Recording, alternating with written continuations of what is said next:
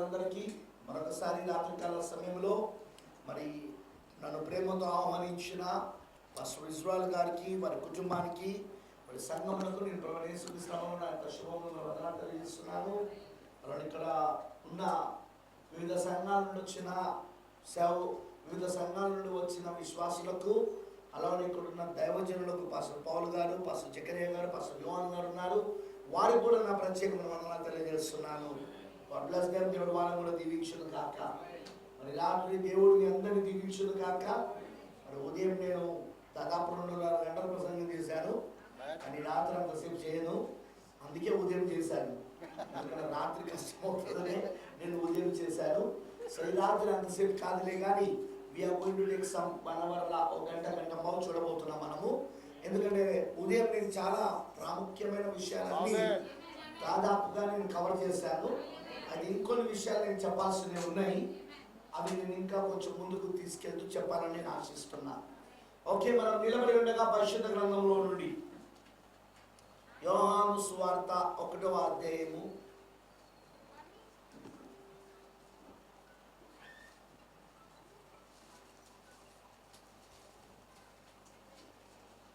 1వ వచనాన్ని మరియు 14వ వచనాన్ని చదువుదాము. యోహాను సువార్త 1వ అధ్యాయము 1వ వచనమును మరియు 14వ వచనము.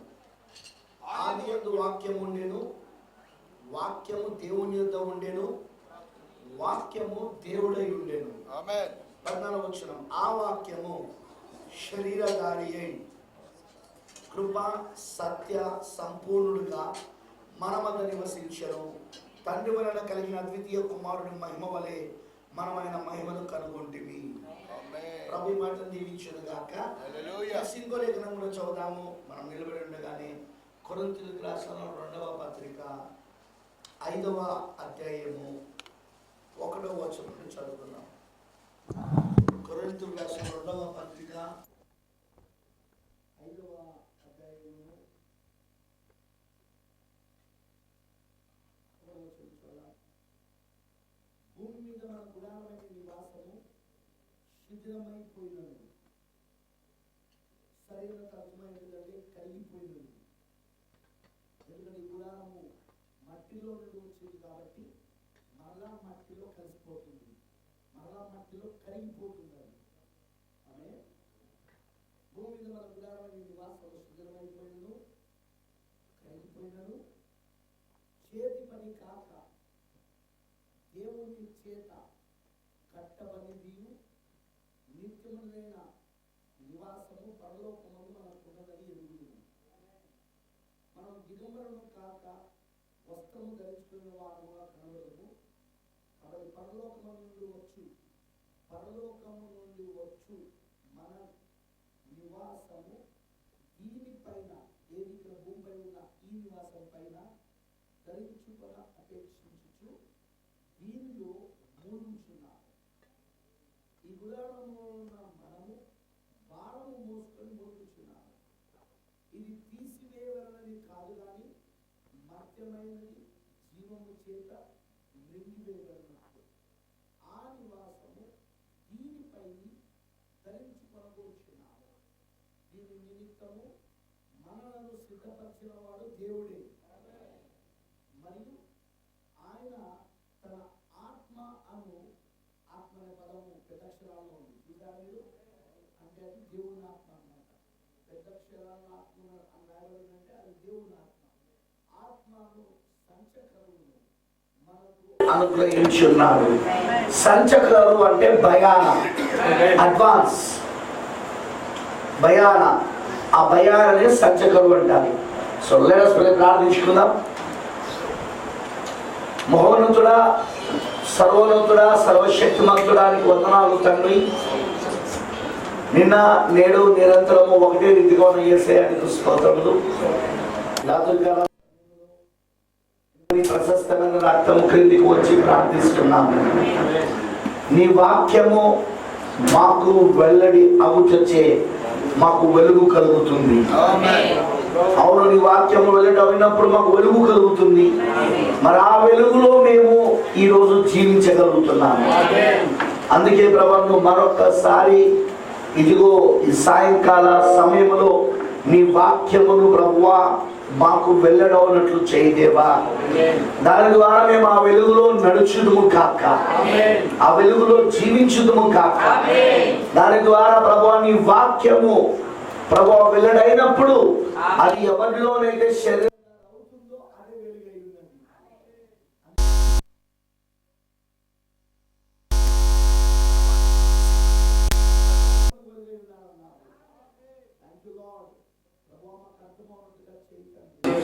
ప్రభువా మేము ఎలా వెలుగై ఉన్నామో మాకు అర్థమవునట్లుగా చేయలేవా.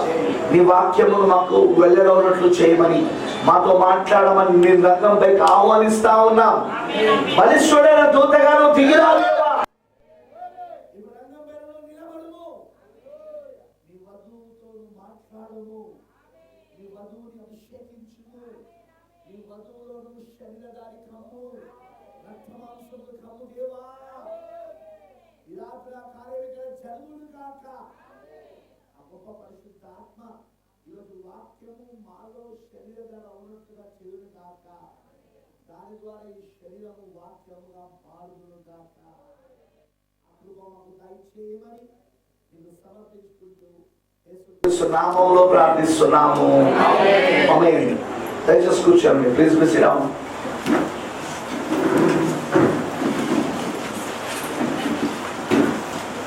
క్రీస్తునందు ప్రియమైన దేవుని పిల్లలందరికీ మరొకసారి ఒక రాత్రికాల సమయంలో ప్రభువైన యేసుక్రీస్తు నామములో నా యొక్క శుభములు మన వందనాలు తెలియజేస్తున్నాను.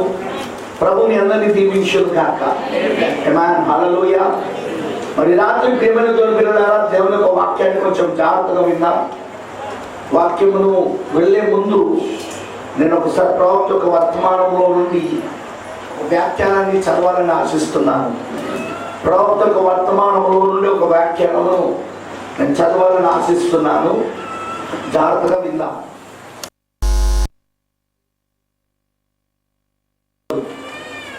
1965 ఫిబ్రవరి 21 సాయంత్రం చెప్పిన వర్తమానం 4వ పారాగ్రాఫ్ చదువుతున్నాను. 64వ పారాగ్రాఫ్ ప్రవక్త చెప్పింది, సృష్టి చేయనప్పుడు ఈ రూపమందు దేవుడు, సృష్టి చేయనప్పుడు ఈ రూపమందున్న దేవుడు తర్వాత శరీరధారిగా యేసునందు కనబడేది. ప్రవక్త దేని గురించి మాట్లాడుకుంటూ వస్తున్నాడంటే థియోఫనీ గురించి మాట్లాడుకుంటూ వస్తున్నాడు. థియోఫనీ ఆ వాక్య శరీరమే అక్షయ శరీరం, అమర్త శరీరం. ఉదయం మనం చూస్తాం దేవుడు ముందు ఆత్మగా ఉన్నాడు. ఆత్మ నుండి ఆయన ఏమయ్యాడంటే థియోఫనీలోనికి వచ్చాడు. వింటున్నారని చెప్పింది అనగా ఒక శరీరంలోకి వచ్చాడు, ఒక రూపంలోకి వచ్చాడు ఆయన. ఆ రూపమే, ఆ శరీరమే అదే థియోఫనీ అయి ఉన్నది, అదే వాక్య శరీరం అయి ఉన్నది. ఆ వాక్య శరీరం అందున్నప్పుడు ఆయన సృష్టిని చేయడం మొదలుపెట్టాడు ఆయన. ఆ తర్వాత ఆయన ఏమయ్యాడంటే శరీరధారిగా యేసునందు కనబడ్డాడు. నా గొప్ప ఆత్మ నుండి వాక్యముగా దిగి వచ్చి దానిని బయటికి తెచ్చాను. ఆది యందున్న ఆ గొప్ప ఆత్మ నుండి అనగా స్పిరిట్, ఆత్మ, దేవుడు ఏమన్నాడంటే ఆత్మ ఉన్నాడు. ఆ ఆత్మనే వాక్యమైంది. ఆ వాక్యమే లోగాస్, ఆ వాక్యమే అక్కడ థియోఫనీ. హల్లెలూయా. ఆత్మ నుండి వాక్యముగా దిగి వచ్చి దాన్ని బయటికి తెచ్చాను. వాక్యము ఇంకా వాక్యముగా మారలేదు, అప్పుడే అది పలుకబడేను. ఎన్మార్ఫేగా అంటే ముసుగులు మార్చింది. ఇప్పుడు ఆయన ఎన్మార్ఫే అంటే అర్థం ముసుగులు మార్చుట. ఇప్పుడు ఆయన ముసుగులు మార్చాడు. ఇప్పుడు ఆయన తర్వాత ఆయన యేసు శరీరధారిగా, యేసుగా శరీరధారి వచ్చేను. 3 ప్రిన్సిపల్స్: ఆత్మ, వాక్యము, శరీరధారిగా. దేవుడు వచ్చిన విధానం ఆత్మ, వాక్యము. వాక్యమే థియోఫనీ అయి ఉన్నది, లోగాస్ అయి ఉన్నది. లోగాస్, వాక్యము, థియోఫనీ. అక్కడ నుండి ఆయన శరీరధారిగా యేసుగా వచ్చాడు. ఎందుకు? పాపలమగు మన అందరి కొరకు మరణము రుచి చూడకలుగునట్లుగా మర్త్యుడాయను. ఆ శరీరధారిగా రావడమే మంత్రుడిగా మారడం. 60వ పారాగ్రాఫ్. అబ్రహాము ఆయనను కలుసుకున్నప్పుడు ఆయన మెల్కీసెదెకుగా ఉండెను. అబ్రహాము ఆదికాండం 15వ అధ్యాయంలో ఆయనను కలుసుకున్నప్పుడు ఆయన ఏమై ఉన్నాడు అంటే మెల్కీసెదెకుగా. మెల్కీసెదెకు ఎవరంటే థియోఫనీగా ఉన్నాడు. ఆయన ఆత్మరూపము నుండి ఆయన వాక్య రూపంలోకి వచ్చాడు, వాక్య దేహంలోకి వచ్చాడు, థియోఫనీలోకి వచ్చాడు. ఆ థియోఫనీలో ఉండగానే అబ్రహామును కలుసుకున్నాడు. ఇప్పుడు జాగ్రత్త చూడండి, ఈ మాట చాలా ఇంపార్టెంట్. ఇప్పుడు దేవుని గుణలక్షణాలన్నీ, దేవుని ఆలోచనలన్నీ ఇప్పుడు ఆ థియోఫనీలో ఉన్నది. ఇప్పుడు మీకు అర్థమైందండి? ఎందుకంటే దేవుడు ఆత్మగా ఉన్నాడు. ఆత్మగా ఉన్న దేవుడు ఏమయ్యాడంటే ఒక శరీరంగా మారాడు. ఆ శరీరమే, అది రక్తమాంస శరీరం కాదని, అది మర్త శరీరం కాదు, అమర్త శరీరం అని వింటున్నారా? అది అమర్తమైన శరీరం అని, అది క్షయమైన శరీరం కాదు, అది అక్షయమైన శరీరం అని, అది రక్తమాంసాల శరీరం కాదు, అది థియోఫనీ శరీరం అయి ఉన్నదని. హల్లెలూయా.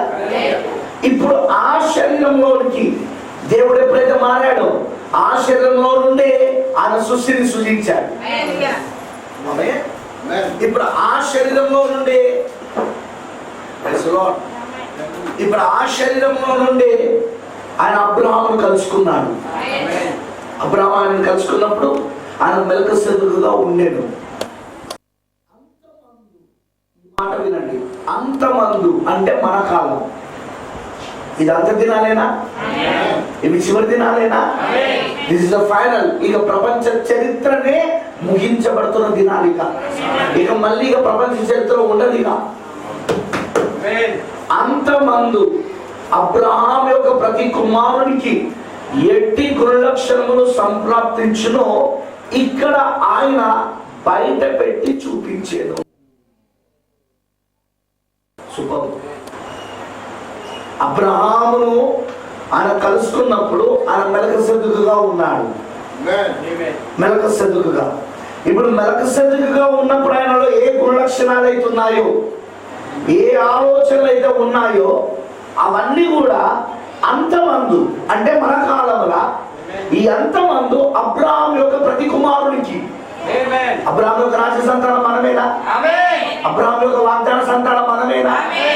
అబ్రహాం యొక్క వాగ్దాన సంతానము, రాజ సంతానం ఈ రోజు ఎవరో కాదు, అది మనమై ఉన్నాం.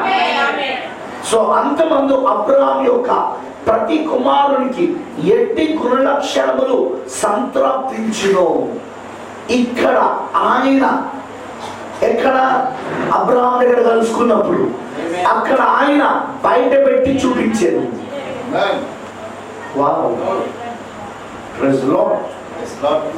ఇప్పుడు ఆయన బయట పెట్టి చూపిస్తున్నాడు. ఎక్కడ చూపిస్తున్నాడు? అక్కడ అబ్రహాం దగ్గర మెల్కీసెదెకుగా ఆయన ప్రత్యక్షమైనప్పుడు. అందుకే ప్రవక్త బ్రహ్మం గారు ఈ అంతమంది వచ్చి అన్నాడు, ఈ మెల్కీసెదెకు ఎవరు? అబ్రహామును కలుసుకున్న ఆ మెల్కీసెదెకు ఇప్పుడు మరలా మెల్కీసెదెకుగా వచ్చాడు.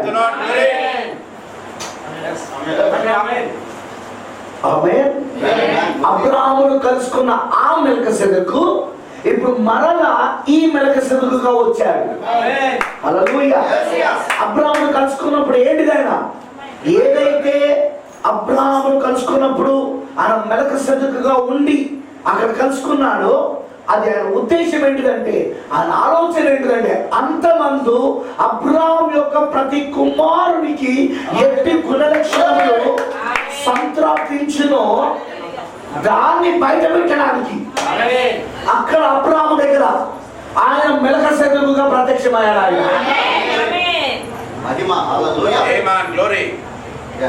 అమనంటారా? సో ఇప్పుడు అందుకే మనం గమనిస్తే ప్రవక్త అంటున్నాడు, విశ్వాసకు ప్రతి కుమారుడు సరిగ్గా అదే చేయును. అయితే మనం ఎట్లు రావాల్సి ఉన్నామో గమనించవాలని మిమ్మల్ని కోరుచున్నాను. విశ్వాసకు ప్రతి కుమారుడు రాజ సంతానం సంప్రాప్తించబోతున్నదో, ఎట్టి గుణలక్షణాలు ఇవ్వబడబోతున్నాయో, అక్కడ అబ్రాహాము దగ్గర మెల్కీసెదెకుగా ఆయన ప్రత్యక్షమైనప్పుడు చూపిస్తా ఉన్నాడు. అక్కడ అబ్రాహాము యొక్క ప్రతి కుమారుడికి, విశ్వాసము ప్రతి కుమారుడు సరిగ్గా దాన్ని పొందుకోవడానికి అక్కడ అబ్రాహాముకి చూపిస్తున్నాడు ఆయన. అయితే మనం ఎట్లు రావాల్సి ఉన్నామో గమనించాలని మీరు కోరుచున్నాము. ఇప్పుడు విశ్వాసం ఎట్లా రావాలి, ఆ స్థితికి ఎలా వస్తాడు, ఇప్పుడు అతని విధానం ఏంటిది? జాగ్రత్తగా వినండి. 66వ పారాగ్రాఫ్లో రూతు బోయాజులందు ఆయన ఒక సమీప బంధువులకు విమోచకులుగా బయలుపరచబడి ఉంటాడు మనం చూచాము. ఇప్పుడు వస్తున్న అబ్రహాం యొక్క ప్రతి దేవుని కుమారునికి, అబ్రహాం యొక్క ప్రతి కుమారునికి ఈయన ఏమై ఉన్నాడంటే సమీప బంధువులకు విమోచకుడై ఉన్నాడు. దాన్ని ఆయన ఎక్కడ చూపించాడంటే రూతు బోయాజు ఒక కథలో చూపించాడు. అర్థమైన రూతు బోయాజు ఒక కథలో దాన్ని చూపించాడు. ఓకే, రూతు బోయాజులందు ఆయన ఒక సమీప బంధువులకు విమోచకునిగా బయలుపరిచి ఉండడం మనం చూచాం. ఆయన ఏ రీతిగా శరీరధారగా రావాల్సి వచ్చానో చూచాను. ఇప్పుడు ఇద్దరు వస్తున్నారు శరీర రీతిగా. ఒక ఆయనను మెల్కీసెదెకు, ఇంకొకరు అబ్రహాం యొక్క దేవుని కుమారుడు, అబ్రహాం యొక్క ప్రతి కుమారుడు, విశ్వాస యొక్క ప్రతి కుమారుడు. ఇప్పుడు ఏమున్నది అంటే సమీప బంధుత్వం ఉన్నది, రక్త సంబంధం ఉన్నది.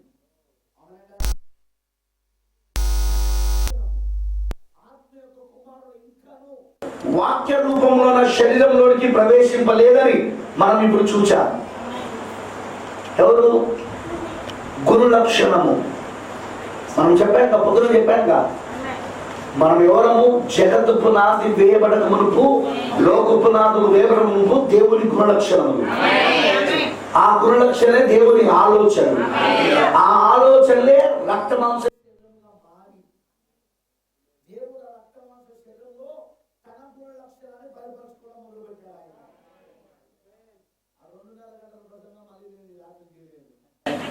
ప్లీజ్ దయచేసి నన్ను మళ్ళీ అది చెప్పమని చెప్పద్దు. మీకు అంతగా ఉంటే మళ్ళీ యూట్యూబ్లో వినండి. హల్లెలూయా. సో ఇప్పుడు మీరు జాగ్రత్త వినండి. ఆ గుణలక్షణము ఈ ఆత్మక కుమారుడు ఇంకను వాక్య రూపంలో ఉన్న శరీరంలోనికి ప్రవేశింపలేదు. విచిత్రం ఏంటంటే ఈ మెల్కీసెదెకుకి అబ్రహాం యొక్క రాజ సంతానానికి సమీప బంధుత్వం ఉన్నది, రక్త సంబంధం ఉన్నది. అర్థమవుతుందా? ఎందుకంటే రక్త సంబంధం లేకుండా విమోచన జరగదు.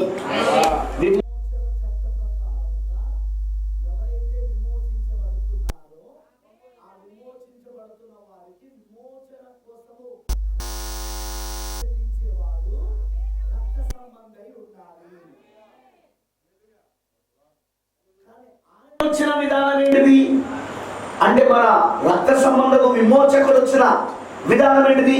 ముందు ఆత్మ నుండి థియోఫనీ నుండి రక్త మాంస శరీరం. కానీ విమోచించబడుతున్న మనము, విమోచకుడు అలా వచ్చాడు, విమోచించబడే మనము అబ్రహాం యొక్క రాజ సంతానము, అబ్రహాం యొక్క ప్రతి కుమారుడు. కానీ వాళ్ళు ఎలా రావాలి? పట్టుకోవాలి మీరు. వాళ్ళు ఎలా వస్తున్నారట? వాళ్ళు ఆత్మ నుండి దేవుని మనసులోని ఆలోచనగా గుణలక్షణాలుగా వారు వాక్య రూపంలో ఉన్న శరీరంలోనికి రాలేదు, అంటే థియోఫనీలోనికి రాలేదు. హల్లెలూయా. వాళ్ళు దేవుని మనసులోని గుణలక్షణాలే, దేవుని మనసులోని ఆలోచనలే, దేవుళ్ళో వాళ్ళు భాగమై ఉన్నారు. అక్కడ ఎక్కడ? జగత్ పునాది వేయబడక మునుపు. అవునంటారా? కానీ వాళ్ళు యేసుక్రీస్తు ఎలాగైతే వాక్య దేహంలో నుండి వచ్చాడో, వాక్య రూపంలో ఉన్న శరీరంలో నుండి వచ్చారో వాళ్ళ రాలేదు. ఆమేన్. మరి వాళ్ళు ఏమయ్యారు? వాళ్ళు చూడండి, ఆత్మ యొక్క కుమారుడు. ఇక్కడ ప్రవక్త అంటున్నాడు గుణలక్షణం. ఆత్మ యొక్క కుమారుడు. ఈ గుణలక్షణమే ఆలోచన. చూసాం కదా, ఆ గుణలక్షణమే దేవుని ఆలోచన. దేవుని గుణలక్షణమే దేవుని ఆలోచన. ఈ దేవుని ఆలోచన ఇప్పుడు దేవుని కుమారుడు. హల్లెలూయా. కానీ ఈ దేవుని కుమారుడిగా ఈ వ్యక్తి వస్తున్నప్పుడు, ఈ దేవుని పిల్లలు ఎవరైతున్నారో దేవుని కుమారుడు ఆ గుణలక్షణము వస్తున్నప్పుడు వాళ్ళు ఏమయ్యారంటే వాక్య రూపంలో ఉన్న శరీరంలోకి ప్రవేశించలేదు. వాళ్ళు యేసులాగా రక్త సంబంధకు యేసుక్రీస్తు వచ్చినట్టుగా, విమోచకుడు వచ్చినట్టుగా విమోచించబడే వారు రాలేదు. విమోచకుడు వచ్చిన విధముగా విమోచించబడేవారు రాలేదు. ఎక్కడ వీళ్ళకు ఆయనకు వీళ్ళకు తేడా ఏంటో ప్రవక్తనే చెప్తాడు, వినండి. ఇంకా వాళ్ళు రాలేదు, ప్రవేశించలేదని ఇప్పుడు మనం చూసాం. కనుక థియోఫనీ ఈ శరీరం వాక్యములకు లోబడి ఉండి శరీరం యొక్క మార్పు కొరకు సంచకరు కొరకు ఎదురు చూచుచున్నది. 68వ పారాగ్రాఫ్ చూడండి. కుమారుడిగా ఇప్పుడు నీకు ఆయనకు మధ్యనున్న భేదం చూడండి. నేను ఉదయం చెప్పాను, ఆయన తండ్రిగా ఉన్నప్పుడు ఆత్మ రూపంలో ఉన్నాడు. అంటే ఏ స్వరూపం లేనివాడు ఆయన, ఆత్మగా ఏ స్వరూపం లేనివాడు. కానీ ఆయన ఎప్పుడైతే థియోఫనీకి వచ్చాడో అప్పుడు ఆయన కుమారుడు అయ్యాడు. లోకాస్గా ఎప్పుడైతే మారాడు, వాక్యముగా ఎప్పుడైతే మారాడు, హల్లెలూయా, ఒక థియోఫనీలోకి, ఒక అక్షయశరంలోకి ఎప్పుడైతే వచ్చాడో, వింటున్నారా అని చెప్పింది, అప్పుడు ఆయన కుమారుడు అనబడ్డాడు. కానీ ఆ కుమారుడుగా ఉన్నప్పుడే మనందరం ఆయనలో గుణలక్షణాలుగా ఉన్నాం, మనందరం ఆయనలో ఆలోచనలుగా ఉన్నాం. కానీ ఆయన కుమారుడిగా వచ్చిన విధానం వేరు, మనము కుమారుడిగా వచ్చిన విధానం వేరు. కుమారుడిగా ఇప్పుడు నీకు ఆయనకు మధ్య ఉన్న భేదము చూడండి. ఆదియందు ఆయన వాక్యముగా ఉండేది, ఒక ఎన్మార్ఫే శరీరం. ఆయన వచ్చి ఆ మెల్కీసెదెకు వ్యక్తి యందు జీవించేది.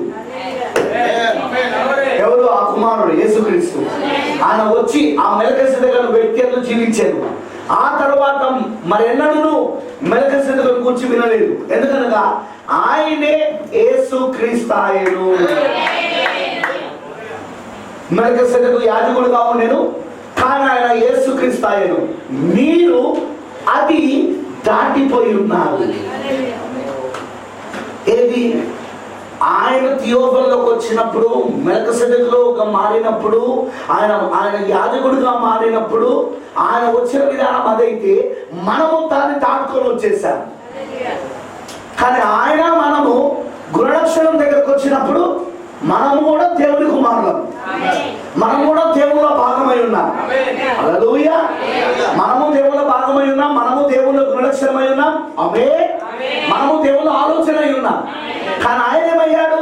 థియోఫనీలోకి వచ్చాడు, వాక్య శరీరంలోకి వచ్చాడు, వాక్య రూపంలో శరీరంలోనికి యాజకుడు అయ్యాడు. ఆయన మెల్కీసెదెకు యాజకుడుగా మారాడు. ఆయన అందుకే అబ్రహాముకి రొట్టె ద్రాక్షరసం ఇచ్చాడు. ఏమిచ్చాడు? రొట్టె ద్రాక్షరసం అబ్రహాంకి ఇచ్చాడా? మరి రొట్టె ద్రాక్షరసం ఇవ్వగలిగే అధికారం ఒక్కరికే ఉన్నది, అది యాజకుడికి మాత్రమే. Is it right? యాజకుడికి మాత్రమే అధికారం ఉన్నది. అందుకే మెల్కీసెదెకు రూపంలో ఆయన యాజకుడిగా అక్కడికి ఆయన వచ్చాడు. తర్వాత ఆయన యేసుక్రీస్తుగా మారాడు. అదే రక్త మాంస శరీరంలోకి రావడం. కానీ నువ్వు నేను అలా రాలేదు. మనం దేవుని గుణలక్షణంగా ఉండే, ఆ గుణలక్షణమే దేవుని ఆలోచనగా ఉండే. కానీ ఆలోచనని మనం ఏమయ్యామంటే, ఇదిగో దీన్ని, ఈ రూపాన్ని మనం దాటుకొని వచ్చేసాం. మనం హల్లెలూయా. ఈ యాజకుని రూపాన్ని, ఆమేనంటారా? ఈ మెల్కీసెదెకు రూపాన్ని, ఈ మెల్కీసెదెకు రూపాన్ని, అదే ఈ థియోఫనీ రూపాన్ని మనం దాటుకొని డైరెక్ట్ గా మనం ఎక్కడికి వచ్చేసామంటే రక్త మాంస శరీరంలోకి వచ్చేసాం. అందుకే ప్రవక్త అంటున్నారు, మీరు అది దాటిపోయి ఉన్నారు. ఎందుకనగా ఆ రూపం ఉంది, ఆయన అన్ని సంగతులు ఎరిగి ఉండేను.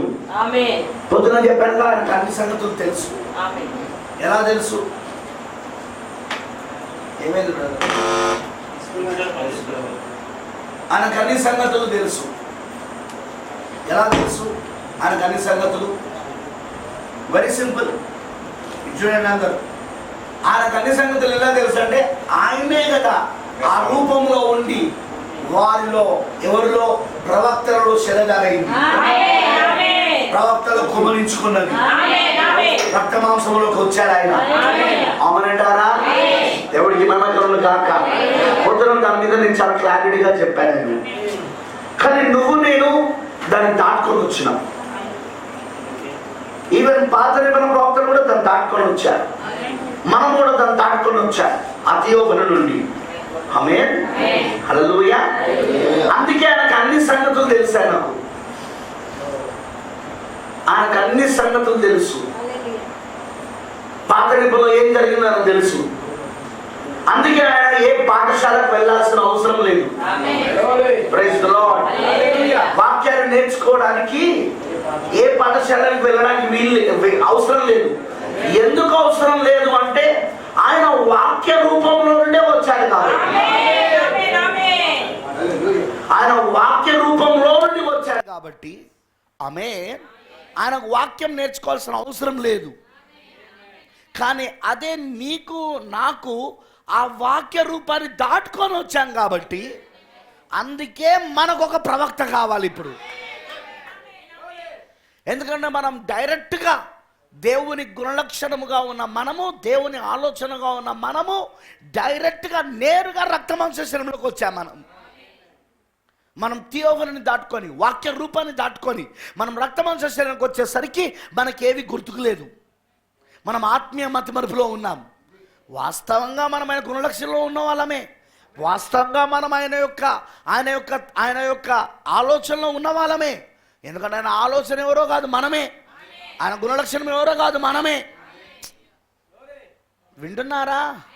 కానీ మనకు అది గుర్తుకు లేదు. కానీ యేసుకు గుర్తుంది. యేసుకు అన్నీ తెలుసు, మనకెందుకు తెలియదు? ఎందుకంటే ఆయన వాక్య దేహములో నుండి వచ్చాడు. ఆయన థియోఫనీలో నుండి రావడం వలన ఆయనకు అన్ని కాలాలు తెలుసు, అందరు ప్రవక్తలు తెలుసు, అన్ని లేఖనాలు తెలుసు. అంతేకాదు ఆయన వాక్య దేహములో నుండి, వాక్య రూపంలో ఉన్న శరీరంలో నుండి ఆయన యేసుక్రీస్తుగా మారినప్పుడు, అనగా రక్తమాంస శరీరంలోనికి వచ్చినప్పుడు ఆయన ఏ స్కూల్కి వెళ్ళాల్సిన అవసరం లేదు, ఆయన ఏ పాఠశాలకి వెళ్ళాల్సిన అవసరం లేదు, ఆయనకెవరు ఏ యాజకులు నేర్పించాల్సిన అవసరం లేదు. హలో, వింటున్నారా? ఆయన ఏ పాఠశాలకు వెళ్ళి, ఏ బైబిల్ కాలేజ్ వెళ్ళి ఏ వాక్యం ఏంటిదో తెలుసుకోవాల్సిన అవసరం లేదు. హల్లెలూయా. ఆయన తన వాక్యం ఏందో తనకు తెలుసు. ఆ లేఖనాల్లో చూసినప్పుడు ఆయన తనను తాను చూసుకోగలిగాడు. అందుకే పొద్దున్న చెప్పాను కదా, సూచనను ఆయన అడిగినప్పుడు, నువ్వు క్రీస్తు అన్నట్టుకు మాకు సూచన చూపించు అని అన్నప్పుడు, అదిగో మీకు యోనాను గురించిన సూచన మీకు ఇస్తా ఉన్నా. యోనా ఎవరంటే ఆయనే. ఆయన సూచననే ఇప్పుడు యోనా అక్కడ ఉన్నాడు. యోనా జీవితంలో జరిగిన సంఘటన ఆయన సూచన అయి ఉన్నది. అది యోనా ఆయనకు సూచనగా ఉన్నాడు. యోనాకు యోనా ఆయనకు సూచనగా ఉన్నాడు. ఇప్పుడు యోనా సూచన అయితే ఇప్పుడు నిజ రూపం ఆయన అయి ఉన్నాడు అక్కడ. అందుకే లేఖనంలో తన స్థానం ఏందో తనకు తెలుసు. ఏ లేఖనాలు నెరవేర్పు చేయడానికి వచ్చాడో తనకు తెలుసు. ఆయన దాని బైబిల్ కాలేజీలో నేర్చుకోవాల్సిన అవసరం లేదు, పాఠశాలకు పోవాల్సిన అవసరం లేదు. హల్లెలూయా. ఆయన అందుకే మోషే దినాల గురించి మాట్లాడగలడు, ఆయన అబ్రహాము దినాల గురించి మాట్లాడగలడు, నోవాహు దినాల గురించి మాట్లాడగలడు. ఎందుకంటే థియోఫనీగా ఉండి ఆ దినాలన్నింటిలో ఆయనే నివసించింది. దేవుని గుణలక్షణం, దేవుని ఆలోచనగా ఉన్న ఆయన ఇప్పుడు థియోఫనీలోకి వచ్చాక ఆ దినాలన్నీ ఆయనే జీవించాడు. హల్లెలూయా. మీకు అర్థమైందని చెప్పింది. కానీ నువ్వు నేను మాత్రం దాన్ని దాటిపోయాం. దాన్నే మనం దాటిపోయాం మనం. అందుకే మనకి ఏది గుర్తుకు లేదు. అందుకే మనకి ఇప్పుడు ఒక ప్రవక్త కావాలి. ఎందుకు? తిరిగి గుర్తు చేయడానికి. మనకున్న అమ్నీషియా, మనకున్న ఈ యొక్క ఆత్మీయ మతిమరుపు పోగొట్టబడి, నువ్వు ఎవరివి, నువ్వెక్కడి నుండి వచ్చావు, ఈ శరీరంలోనికి రాకమునుపు, ఈ రక్త మాంస శరీరంలోనికి రాకమునుపు, ఈ చెంచడు మట్టిలోనికి నువ్వు రాకమునుపు, ఈ మర్తమైన శరీరంలోనికి రాకమునుపు నువ్వు ఎక్కడున్నావు అసలు? వింటున్నారా? నువ్వు ఏమై ఉన్నావు అక్కడ, ఎక్కడున్నావు నువ్వు అక్కడ నుండి రక్తమాంస శరీరంలోకి వచ్చాక ఇప్పుడు ఏమై ఉన్నావు నువ్వు, ఇక ముందు ఏం కాబోతున్నావు నువ్వు. ఇవన్నీ నీకు గుర్తు చేయడానికి, ఇవన్నీ నీకు వాక్యంలో నీ స్థానాన్ని చూపించడానికి దేవుడు అందుకే ఒక ప్రవక్తను పంపాడు. Why the prophet came? ప్రవక్త ఎందుకు వచ్చాడు? నీ వాక్యం ఏమిటో నీకు చూపించడానికి, నీ స్థానం ఏంటో నీకు చూపించడానికి, నీ పోలిక, నీ రూపము ఏమిటో నీకు చూపించడానికి. హల్లెలూయా. దేవుడు ఏం చేస్తున్నాడు? నీ జీవితంలో ఆయన ఏదైతే ముందుగా నిర్ణయించి పెట్టాడో, ఏదైతే ముందుగా ఆయన ఏర్పరచుకొని పెట్టాడో ఆ ప్రణాళిక అంతా ఇప్పుడు నీ జీవితంలో జరిగిస్తున్నాడు. ఆ ప్రణాళిక ఏదైతే నీ జీవితంలో జరుగుతున్నదో అది ముందుగానే కొంతమంది విశ్వాసుల జీవితంలో, ప్రవక్తల జీవితంలో ప్రవచన రూపకంగా కూడా ఆయన ముందుగానే జరిగించి పెట్టాడు ఆయన అక్కడ. అందుకే ఆయన ఇప్పుడు నీ ఛాయను చూపిస్తున్నాడు, నీ నీడను చూపిస్తున్నాడు. నీ జీవితంలో జరిగే సంఘటనలు అవి ఆల్రెడీ జరిగినాయి. కొంతమంది జీవితాలలో జరిగినాయి ఆల్రెడీ. నీ ఛాయ ఉన్నది. ఎలాగైతే యేసుక్రీస్తు ఛాయ ఉన్నదో, యేసుక్రీస్తు ఛాయ పాత నిబంధనలో లేదా? వినబడతలేదు నాకు. యేసుక్రీస్తు ఛాయ పాత నిబంధనలో లేదా? ప్రతి ప్రవక్తలో యేసుక్రీస్తు ఛాయ ఉన్నది, యేసుక్రీస్తు నీడ ఉన్నది, యేసుక్రీస్తు జీవితం ఉన్నది. పొద్దున్న అదే కదా మన లేఖనము. ప్రవక్తల పైన ఉన్న ఆత్మ, ప్రవక్తలు కలిగిన ఆత్మ అది క్రీస్తు ఆత్మ. అంతేకాదు క్రీస్తు పొందుకోబోయే శ్రమలు కూడా వాళ్ళు పొందుకున్నారు. ఆ తర్వాత వాటి తర్వాత పొందుకోబోయే మహిమలను కూడా వాళ్ళు పొందుకున్నారు. వాళ్ళు అంటే వాళ్ళ జీవితాలన్నీ కూడా క్రీస్తులో జరగబోతున్నారు నిజ రూపంలో. ఇప్పుడు క్రీస్తులో అది జరగడానికి ముందు ఆయన థియోఫనీగా ఉన్నప్పుడు ఆ ప్రవక్తల రక్తమాంస శరీరంలోనికి వచ్చి వాటిని జరిగించడం మొదలుపెట్టాడు ఆయన. లేకపోతే నేను పొద్దున చెప్పినట్టు అబ్రహాం లాగా విశ్వాసంతో ఉండడం ఎవ్వడి వల్ల కాదు, అది క్రీస్తు అయి ఉన్నాడు. అది ప్రైజ్ ద లార్డ్. విశ్వాసం క్రీస్తు గుణలక్షణమై ఉన్నది. వింటున్నారా నేను చెప్పింది? ఆ 7 మెట్లలో మొదటి మెట్టు విశ్వాసపు మెట్టు, విశ్వాసపు గుణలక్షణము. ఆ గుణలక్షణం, విశ్వాసం అనే గుణలక్షణం అది ఎవరిదంటే క్రీస్తుదై ఉన్నది అది. కానీ అబ్రహాం జీవితంలో ఆయన బయలుపరిచాడు, అబ్రహాం జీవితంలో దానిని ఆయన వ్యక్తపరిచాడు. పట్టుకున్నారా మీరు? అందుకే అంటే అబ్రహాం అందుకే ఆయన ఛాయలో ఉన్నాడు ఇప్పుడు ఆయన. Praise the Lord. Hallelujah. Same thing మన జీవితంలో జరిగేటివి కూడా ఆయన ముందుగానే ఛాయలలో చూపించాడు. అయితే యేసుకు తన ఛాయలు తెలుసు, తన నీడలు తెలుసు, తన స్థానం తెలుసు. లేఖనంలా తన లేఖనాలు ఏవి నెరవేర్పు చేయాలనో తెలుసు ఆయనకు. ఏ లేఖనం ఎప్పుడు ఏది నెరవేర్పు చేయాలనో తెలుసు. కానీ మనకు తెలియదు. తేడా ఎక్కడొచ్చింది బ్రదర్? నువ్వు నేను దేవుని గుణలక్షణంగా, దేవుని ఆలోచనగా ఉన్నాం. కానీ ఆయన వలె మనం ఆ థియోఫన్లోకి వెళ్ళకుండా దాన్ని దాటుకొని డైరెక్ట్గా ఈ రక్తమాంస శరీరంలోకి వచ్చాం. నేరుగా ఈ రక్తమాంస శరీరంలోకి వచ్చేసరికి మనకు అవన్నీ తెలియలేదు. కానీ ఆయన థియోఫన్లో నుండి వచ్చేసరికి ఆయనకు తెలుసు. ఎందుకంటే ఆయన థియోఫన్గా ఉన్నప్పుడు అబ్రాహామును కలుసుకున్నాడు, ఆయన థియోఫన్గా ఉన్నప్పుడు మోషేను కలుసుకున్నాడు, ఆయన థియోఫన్గా ఉన్నప్పుడు యాకోబును కలుసుకున్నాడు, ఆయన థియోఫన్గా ఉన్నప్పుడు ప్రవక్తలందరినీ కలుసుకున్నాడు ఆయన. ఏయ్ వింటున్నారా? కానీ నువ్వు నేను ఆ థియోఫన్లో లేం కాబట్టి మనకు తెలియదు. అందుకే ఇప్పుడు మనం దాన్ని దాటుకొని వచ్చడం వలన రక్తమాంస శరీరంలోనికి మనం ఎవరమో మనం మర్చిపోయినాం. ఏర్పాట్లో ఉన్నావు నువ్వు, ఎన్నికలో ఉన్నావు నువ్వు. నీ జీవితం ఆల్రెడీ పాత నిబంధనలో కొంతమంది విశ్వాసులలో జరిగింది. నీ మాదిరి, నీ ఛాయ కూడా పాత నిబంధనలో పెట్టి ఉన్నాడు ఆయన. శారా నీ మాదిరి కాదా? వినపడతలేదు నాకు. శారా ఈరోజు వధువు మాదిరి కాదా? రిబ్కా ఈరోజు వధువు మాదిరి కాదా? రిబ్కా జీవితం ఈరోజు వధువు ఒక మాదిరి జీవితం కాదా? వధువుకి ఏదైతే జరగబోతున్నదో అది రిబ్కాకు జరగలేదా? ఈ చివరి దినాలలో ఎంతమంది వధువుకి ఏదైతే జరగబోతుందో అది రిబ్కాకు జరగలేదా? రూతుకు జరగలేదా? అబిగేలుకి జరగలేదా? ఆసనాథ్కి జరగలేదా? బెత్షెబాకు జరగలేదా? ఆమేనంటారా? వాళ్ళందరూ ఎవరు? క్రీస్తు యొక్క వధువుకి, అంటే మనకు ఛాయలు, నీడలు. కానీ యేసుక్రీస్తు ఒక ఛాయ, నీడ యేసుక్రీస్తు గుర్తుకున్నది, కానీ మనకెందుకు లేదు? తేడా అదే. ఆయన థియోఫన్ నుండి రావడం వలన ఆ థియోఫన్లో అన్ని పాత నిబంధనలో ఉన్న 4000 సంవత్సరాల కాలంలో ఆయన ఉన్నాడు. ఆయన నువ్వు నేను కూడా ఉన్నాం, కానీ థియోఫన్లో లేం. దేవుని ఆలోచనగా ఉన్నాం, దేవుని గుణలక్షణంగా ఉన్నాం. ఆ దేవుని ఆలోచనగా, దేవుని గుణలక్షణంగా ఉండడం వలన, ఆ 4000 సంవత్సరాలు మనం ఉండడం వలన, దేవునిలో భాగముగా ఉండడం వలన మనం ఎవరమో మనం గుర్తించలేకపోయినాం.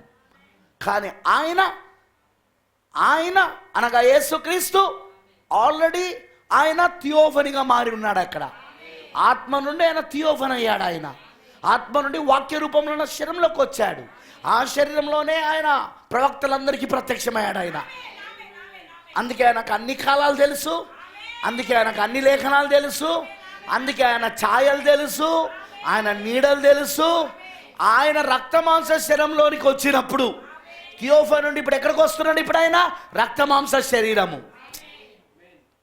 ఆయన రక్తమాంస శరీరంలోకి వచ్చినప్పుడు ఇప్పుడు ఆయనకు అన్నీ తెలుసు. కాబట్టి ఆయనకెవ్వరూ ఏది నేర్పించాల్సిన అవసరము లేదు. He knows his scripture. ఆయనకు తన లేఖనం తెలుసు. ఏ లేఖనాన్ని నెరవేర్పు చెయ్యడానికి వచ్చాడో కూడా చెప్పాడు. ఎమ్మాయి మార్గములో క్లయోపాతని స్నేహితుడు వాళ్ళు నడుచుకుంటూ వెళ్తూ ఉన్నప్పుడు వారి మధ్యలో ప్రత్యక్షమై అయిన కీర్తనలు మొదలుకొని మలాకి వరకు క్రీస్తుని గురించిన లేఖనాలు ఏవైతే ఉన్నాయో అవన్నీ వాళ్ళకు బోధించాడా లేదా? అవన్నీ ఆయన జీవితంలో ఎలా నేర్పు జరిగిందో చెప్పాడా లేదా? ఆయన గురించి రాసిన ఆయనకి ఎలా తెలుసు బ్రదర్? గమాలియేలు ఏమైనా నేర్పించాడా? చెప్పండి నాకు. నేర్పించలే. అప్పుడున్న పండితులు ఏమైనా నేర్పించారా ఆయనకు? నేర్పించలే. ఎందుకు అంటే ఏ లేఖనాలైతే ఆయనలో నెరవేర్పు జరగాలనో ఆ లేఖనాలు ప్రవచిస్తున్న ప్రవక్తల కాలంలో ఆయన ఉన్నాడు. ఆయన ఎలా ఉన్నాడు? థియోఫనీలో ఉన్నాడు. శరీరం రక్తమాంసాల శరీరంలో కాకుండా ముందైన థియోఫనీలో ఉన్నాడు ఆయన. ఆ తర్వాత ప్రవక్తలో రక్తమాంస శరీరం అయ్యాడు. పొద్దున 2.5 గంటలు నేను దాని మీదనే బోధించిన. వింటున్నారా? అందుకే వాళ్ళందరూ క్రీస్తు రూపాలు. అబ్రాము క్రీస్తు రూపము, ఇస్సాకు క్రీస్తు రూపము కాదా? ఇస్సాకు క్రీస్తు రూపము కాదా? ఆమేన్. ఇస్సాకు క్రీస్తు రూపమై ఉన్నాడు. యోసేపు క్రీస్తు రూపమై ఉన్నాడు. మోషే క్రీస్తు రూపమై ఉన్నాడు. గ్లోరీ హల్లెలూయా. యోషువ క్రీస్తు రూపమై ఉన్నాడు. ఆ ప్రవక్తలందరూ, ఆ భక్తులందరూ, ఆ పరిశుద్ధులందరూ క్రీస్తు రూపాలై ఉన్నారు. ఎలా అయ్యారు? ఆయనే వారిలో శరీరధారయ్యాడు. దానికన్నా ముందు ఆయన థియోఫనీగా ఉన్నాడు అక్కడ. అందుకే the central theme of the Bible is Jesus Christ. Bible యొక్క కేంద్ర బిందువే యేసుక్రీస్తు. పాత నిబంధన అయినా కొత్త నిబంధన అయినా ఎవరిని చూపిస్తానంటే యేసుక్రీస్తుని చూపిస్తాంది. ఆమేనంటారా? యేసుక్రీస్తే కేంద్ర బిందువు. యేసుక్రీస్తే మూలమైన వాడు, మూలాధారమైన వాడు యేసుక్రీస్తే. ఆమేనంటారా?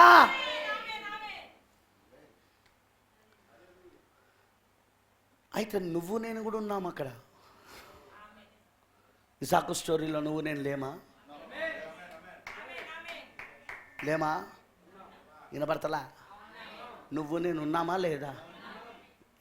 ఇసాకు స్టోరీలో, ఇసాకు కథలో, ఆ ఛాయలో, ఆ నీడలో ఉన్నామా మనం?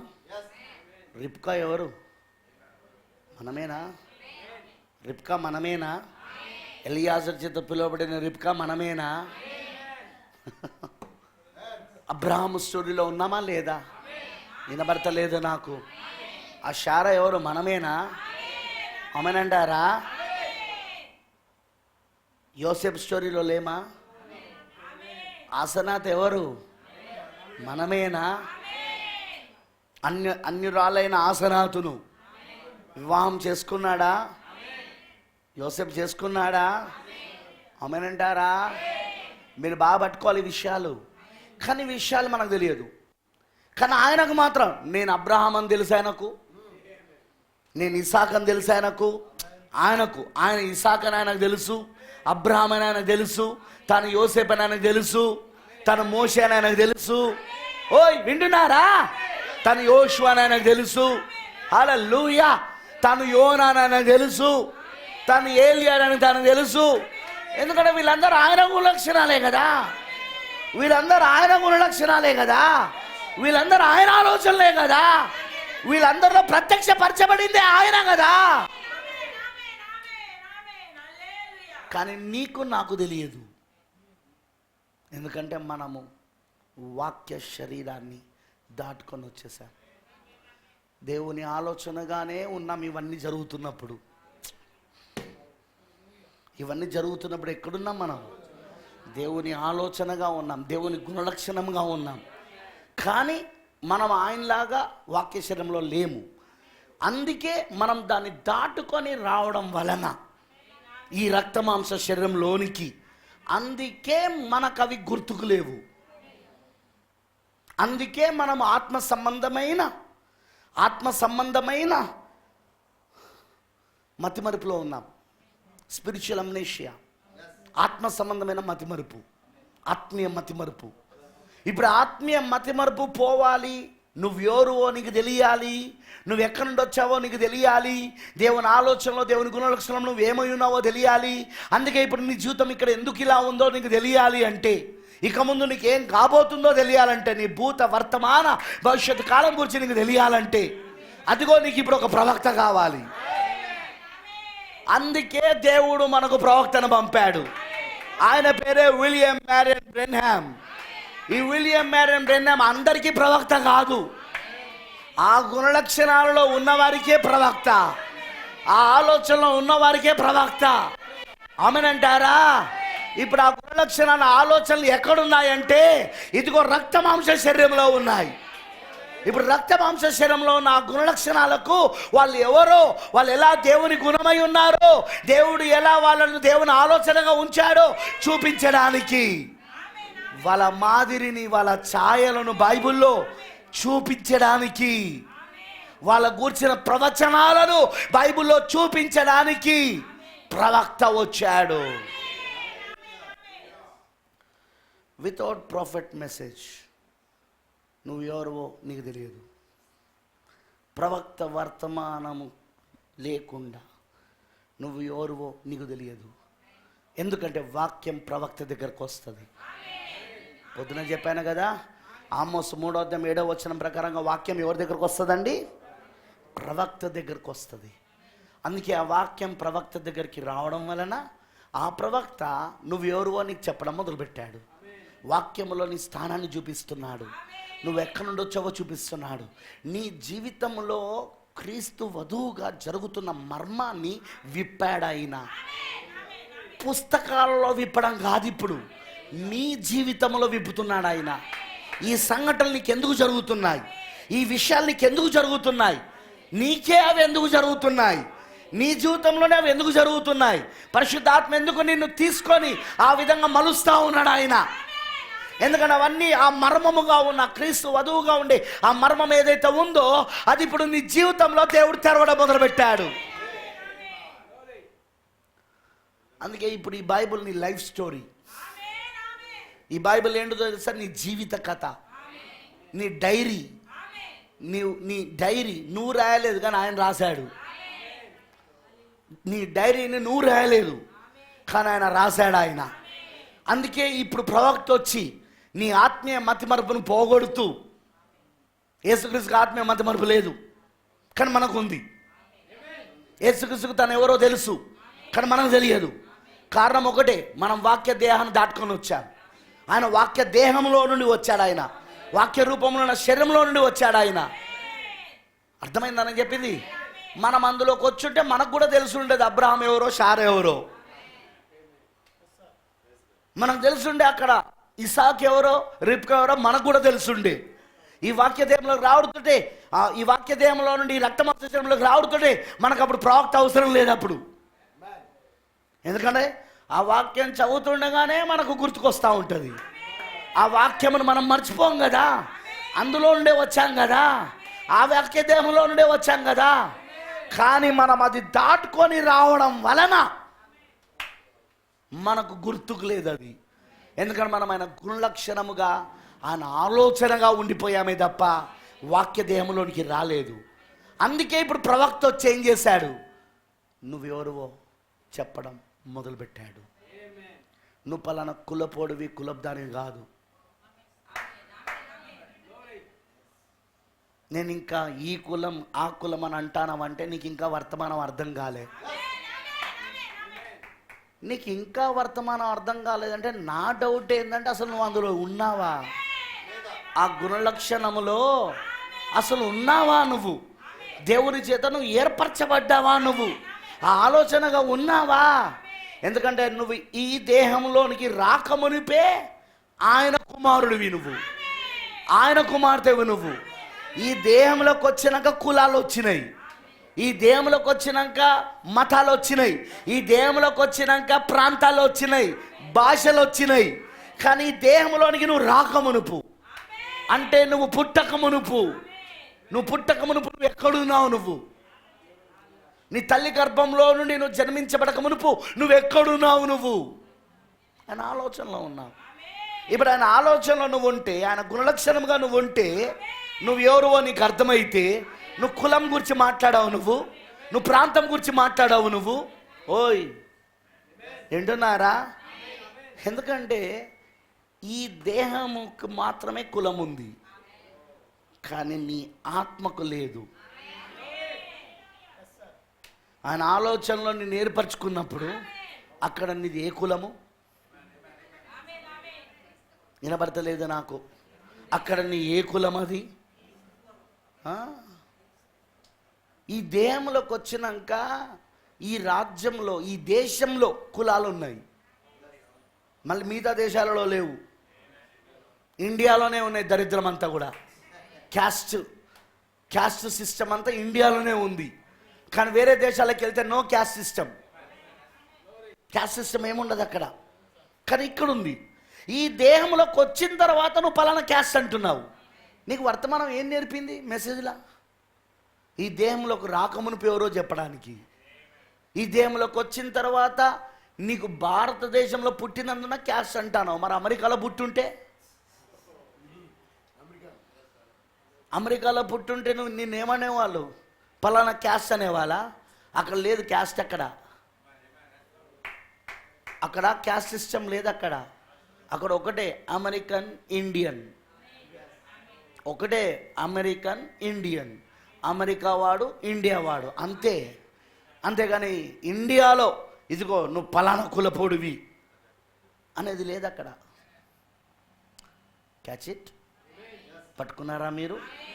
ఒకవేళ నువ్వు గనక ఐరోపా దేశాలలో పుట్టుంటే చెప్పండి నాకు, ఏ స్కాట్లాండ్లో, ఏ నెదర్లాండ్స్లోనో పుట్టుంటే అక్కడ నువ్వు నేను పలానా కులం అంటావా? అనడానికి లేదుగా. ఈ వాక్య దేహము, ఈ రక్తమాంస శరీరంలోకి వచ్చినాక అది కూడా ఇండియన్ అంటే భారతదేశం యొక్క సిస్టంలో, ఆ వ్యవస్థలో క్యాస్ట్ సిస్టమ్ ఉంది. అదే ఈరోజు చాలామందిని దాన్ని దాటుకొని ఆలోచించకుండా ఆపేస్తుంది. ఆ క్యాస్ట్ సిస్టమ్, ఆ వ్యవస్థ చాలామందిని దాన్ని దాటుకొని ఆలోచించకుండా చేస్తున్నది. సింపుల్గా చెప్తానండి, ఏ క్యాస్ట్లో వ్యభిచారం లేరు, ఏ క్యాస్ట్లో వేశ్యలు లేరు, ఏ క్యాస్ట్లో అక్రమ సంబంధాలు లేవు, ఏ క్యాస్ట్లో హత్యలు చేయరు, ఏ క్యాస్ట్లో మోసాలు చేయరు.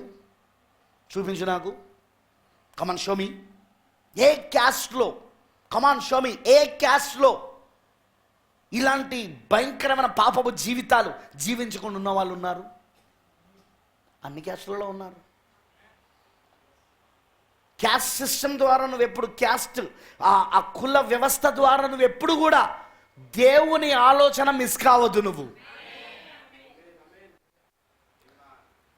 దేవుని ఆలోచన కనుక నువ్వు మిస్ అయిపోయినావనుకో, కుల వ్యవస్థను బట్టి నేను డైరెక్ట్గా ముఖం ముందు చెప్తానా, అసలు ఆయన ఆలోచనలు లేవు పోరా. నువ్వు అసలు ఆయన ఆలోచనలో లేవు, నువ్వు ఆయన అసలు గుణలక్షణంలో లేవు. ఎందుకంటే ఉండి ఉంటే ఆ కుల వ్యవస్థను దాటుకొని ఆలోచించేవాడివి. Praise the lord. నేను ఒక మాట చదివించలేదు. ప్రవక్త అంటాడు, నేను పొద్దున ఒక మాట చదివించలేదు. ప్రవక్త అంటాడు, ఒక దేవుని కుమారుడు నిత్య జీవాన్ని కలుగున్నాడంటే ఈ దేహంలోకి వచ్చినప్పుడు కాదు, ఈ దేహంలోకి రాకమునిపే దేవుని గుణలక్షణంలో ఉండగానే, దేవుని ఆలోచనలో ఉండగానే అతను అప్పుడే నిత్య జీవమును కలుగున్నాడు అన్నాడు ప్రవక్త. నువ్వు అప్పుడే నిత్య జీవాన్ని కలుగున్నావు.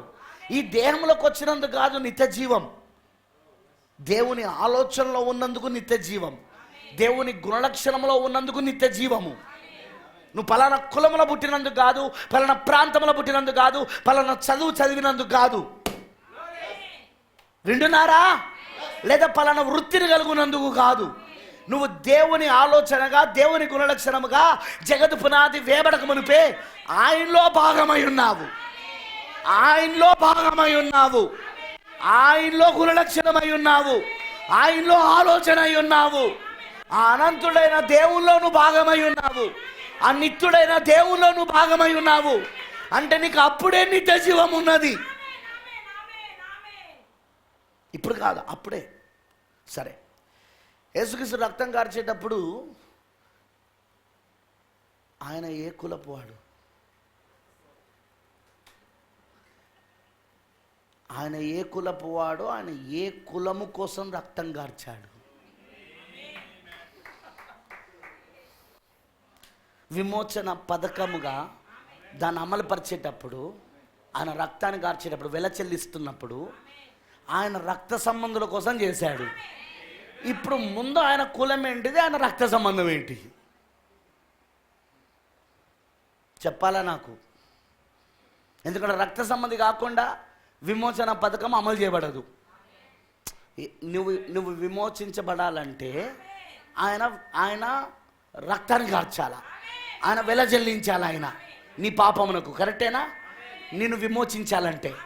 కానీ ఇప్పుడు నీకు విమోచన చేసే వ్యక్తి ఎవరైతే ఉన్నారో ఆ విమోచకుడు ఖచ్చితంగా విమోచించబడుతున్న వారికి రక్త సంబంధం ఉండాలా, సమీప బంధే ఉండాలా. చెప్పండి, ఇప్పుడు యేసుక్రీస్తు ఏ కులపోడో చెప్పండి. ఇక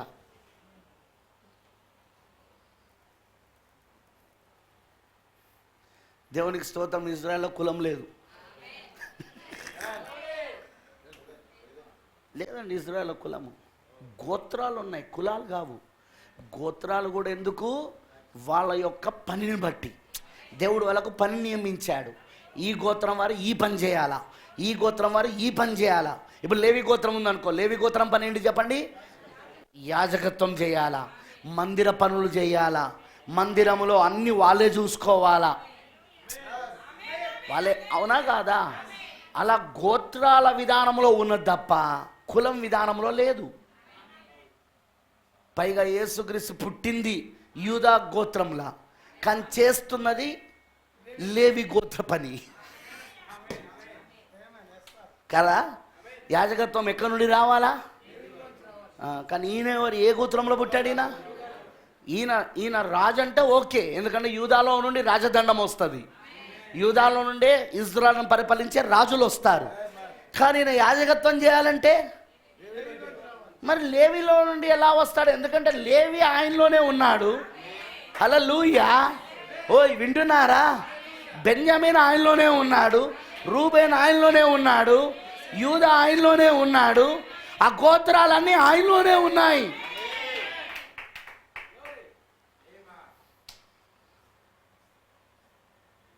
ప్రేమైన దేవుని పిల్లలారా, జాగ్రత్తగా వినండి.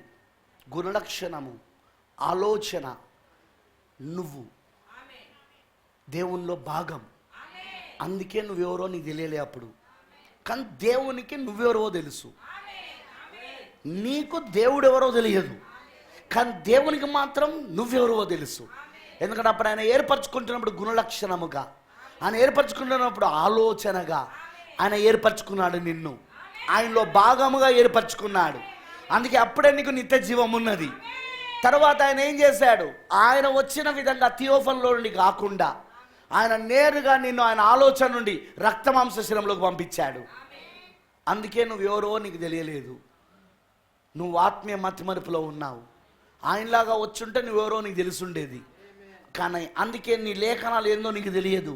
అందుకే నీ ఛాయలు ఏంటో నీకు తెలియదు. బైబిల్లా రిబ్కా నా ఛాయ నీకు తెలియదు. రిబ్కా నాదే వధువు ఛాయ. అదిగో అక్కడ ఆసరాతు వధువు ఛాయ, అదిగో రూతు వధువు ఛాయ.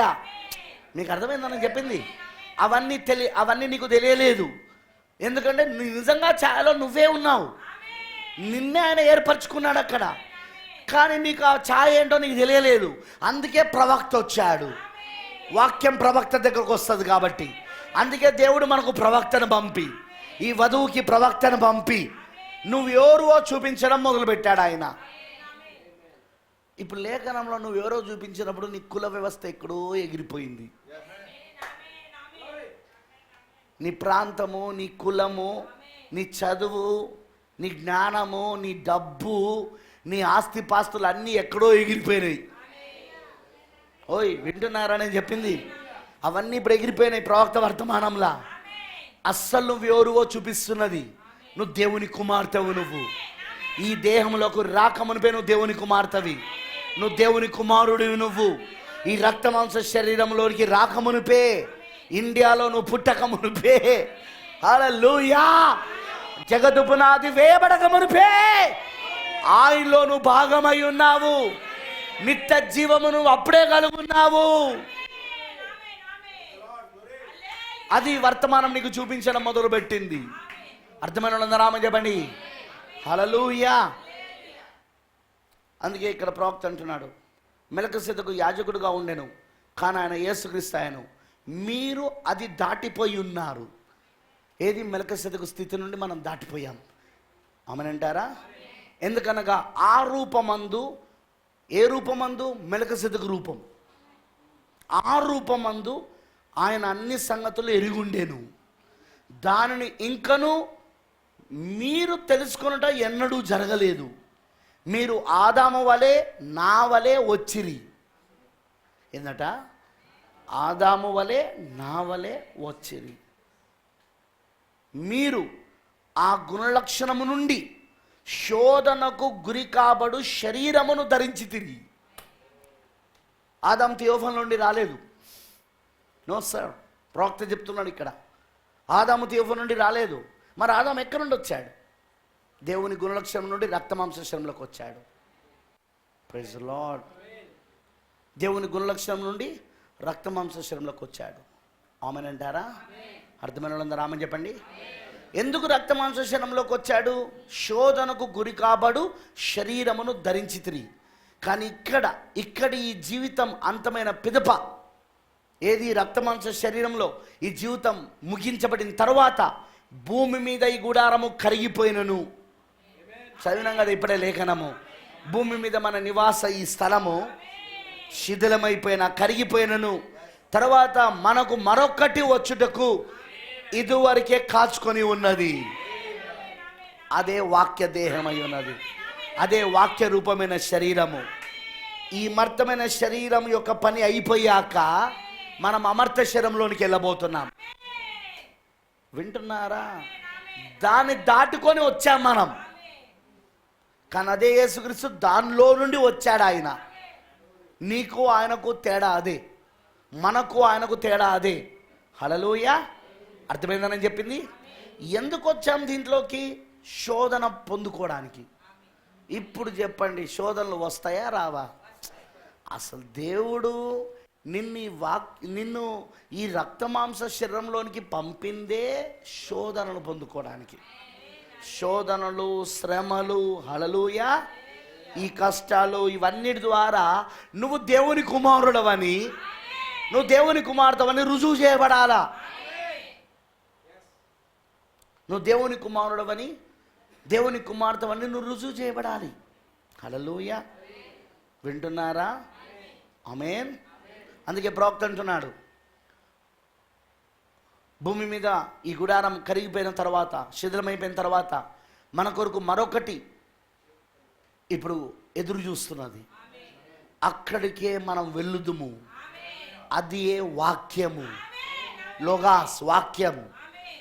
అప్పుడు మనం గతములోనికి తొంగి చూచి ఏమి చేసిదమో చూసుదుము. అందులోకి వెళ్ళిన తర్వాత మనం ఏదైనా చూడగలం ఇక. హల్లెలూయా.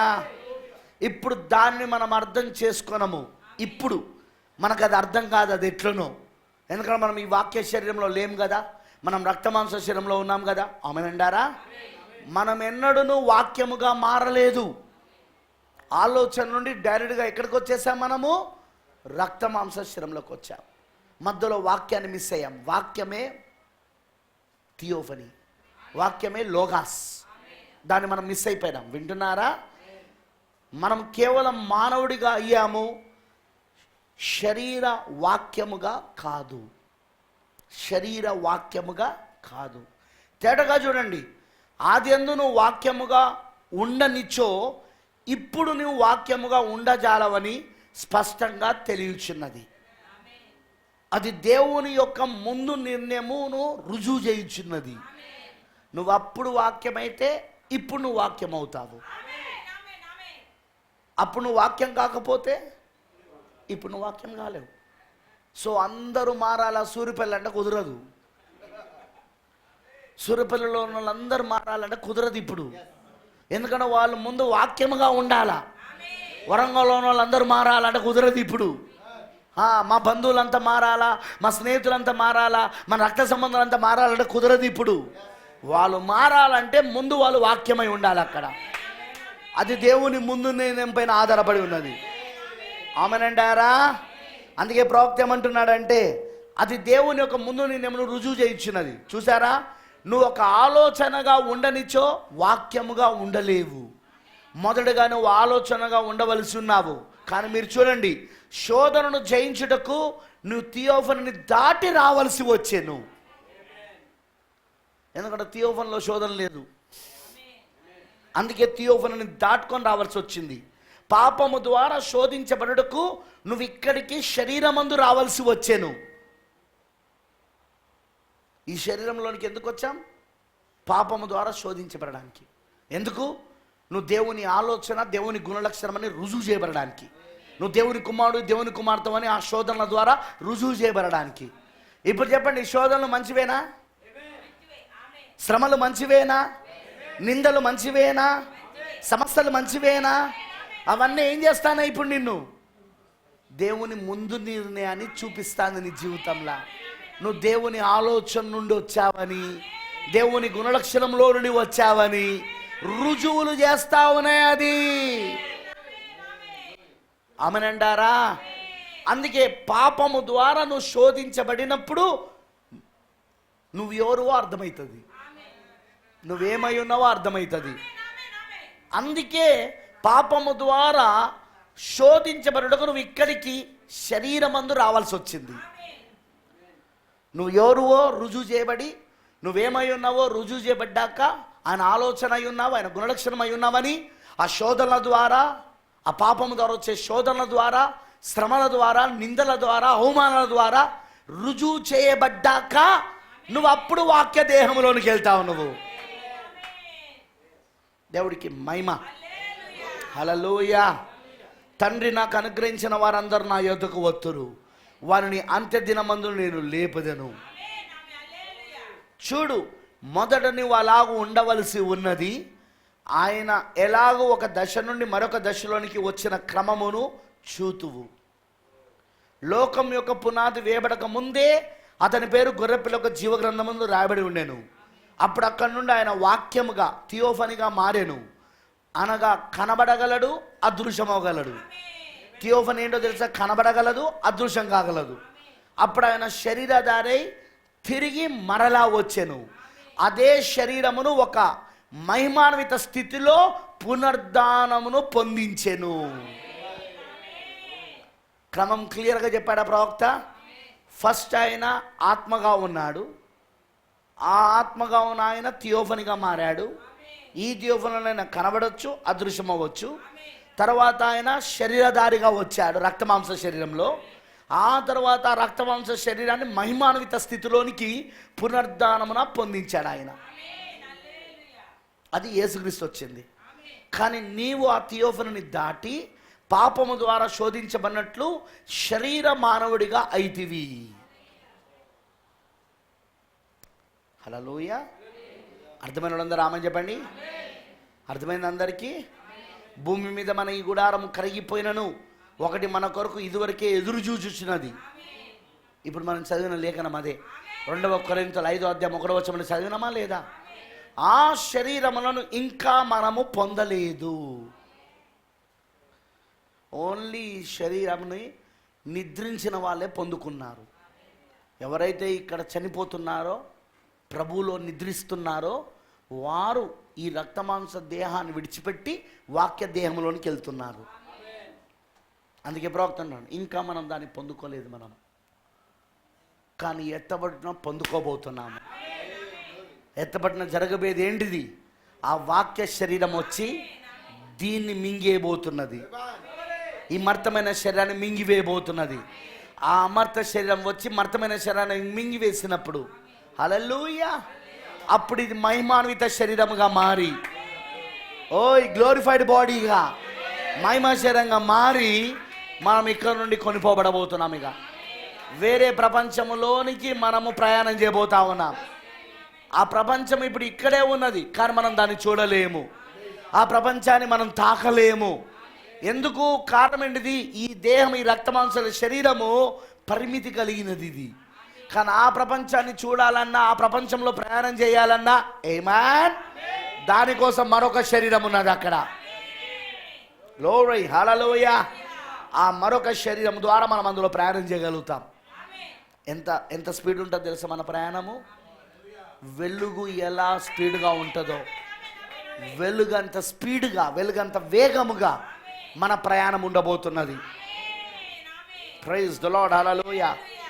కానీ చూడండి, ఈ శరీరము దేవుని ఆత్మను పొందినప్పుడు నీలోనున్న అమర్త జీవము, అదే నిత్య జీవము, ఈ శరీరమును దేవునికి లోబడినట్లుగా చేయును. హల్లెలూయా. ప్రవక్త హల్లెలూయా. దేవుని మూలముగా పుట్టినవాడు పాపము చేయడు, చేయజాలడు. మన రోమిలకు రాసిన పత్రిక 8వ వచనంలో, కాబట్టి క్రీస్తు యేసునందు వారికి ఏ శిక్ష విధియు లేదు, వారు శరీరానుసారముగా నడవరు, ఆత్మానుసారముగా నడుతురు, మీరు అక్కడే ఉన్నారు. చూడండి, అది అంటే పరిశుద్ధాత్మ మీ దేహమును వశపరచుచున్నది.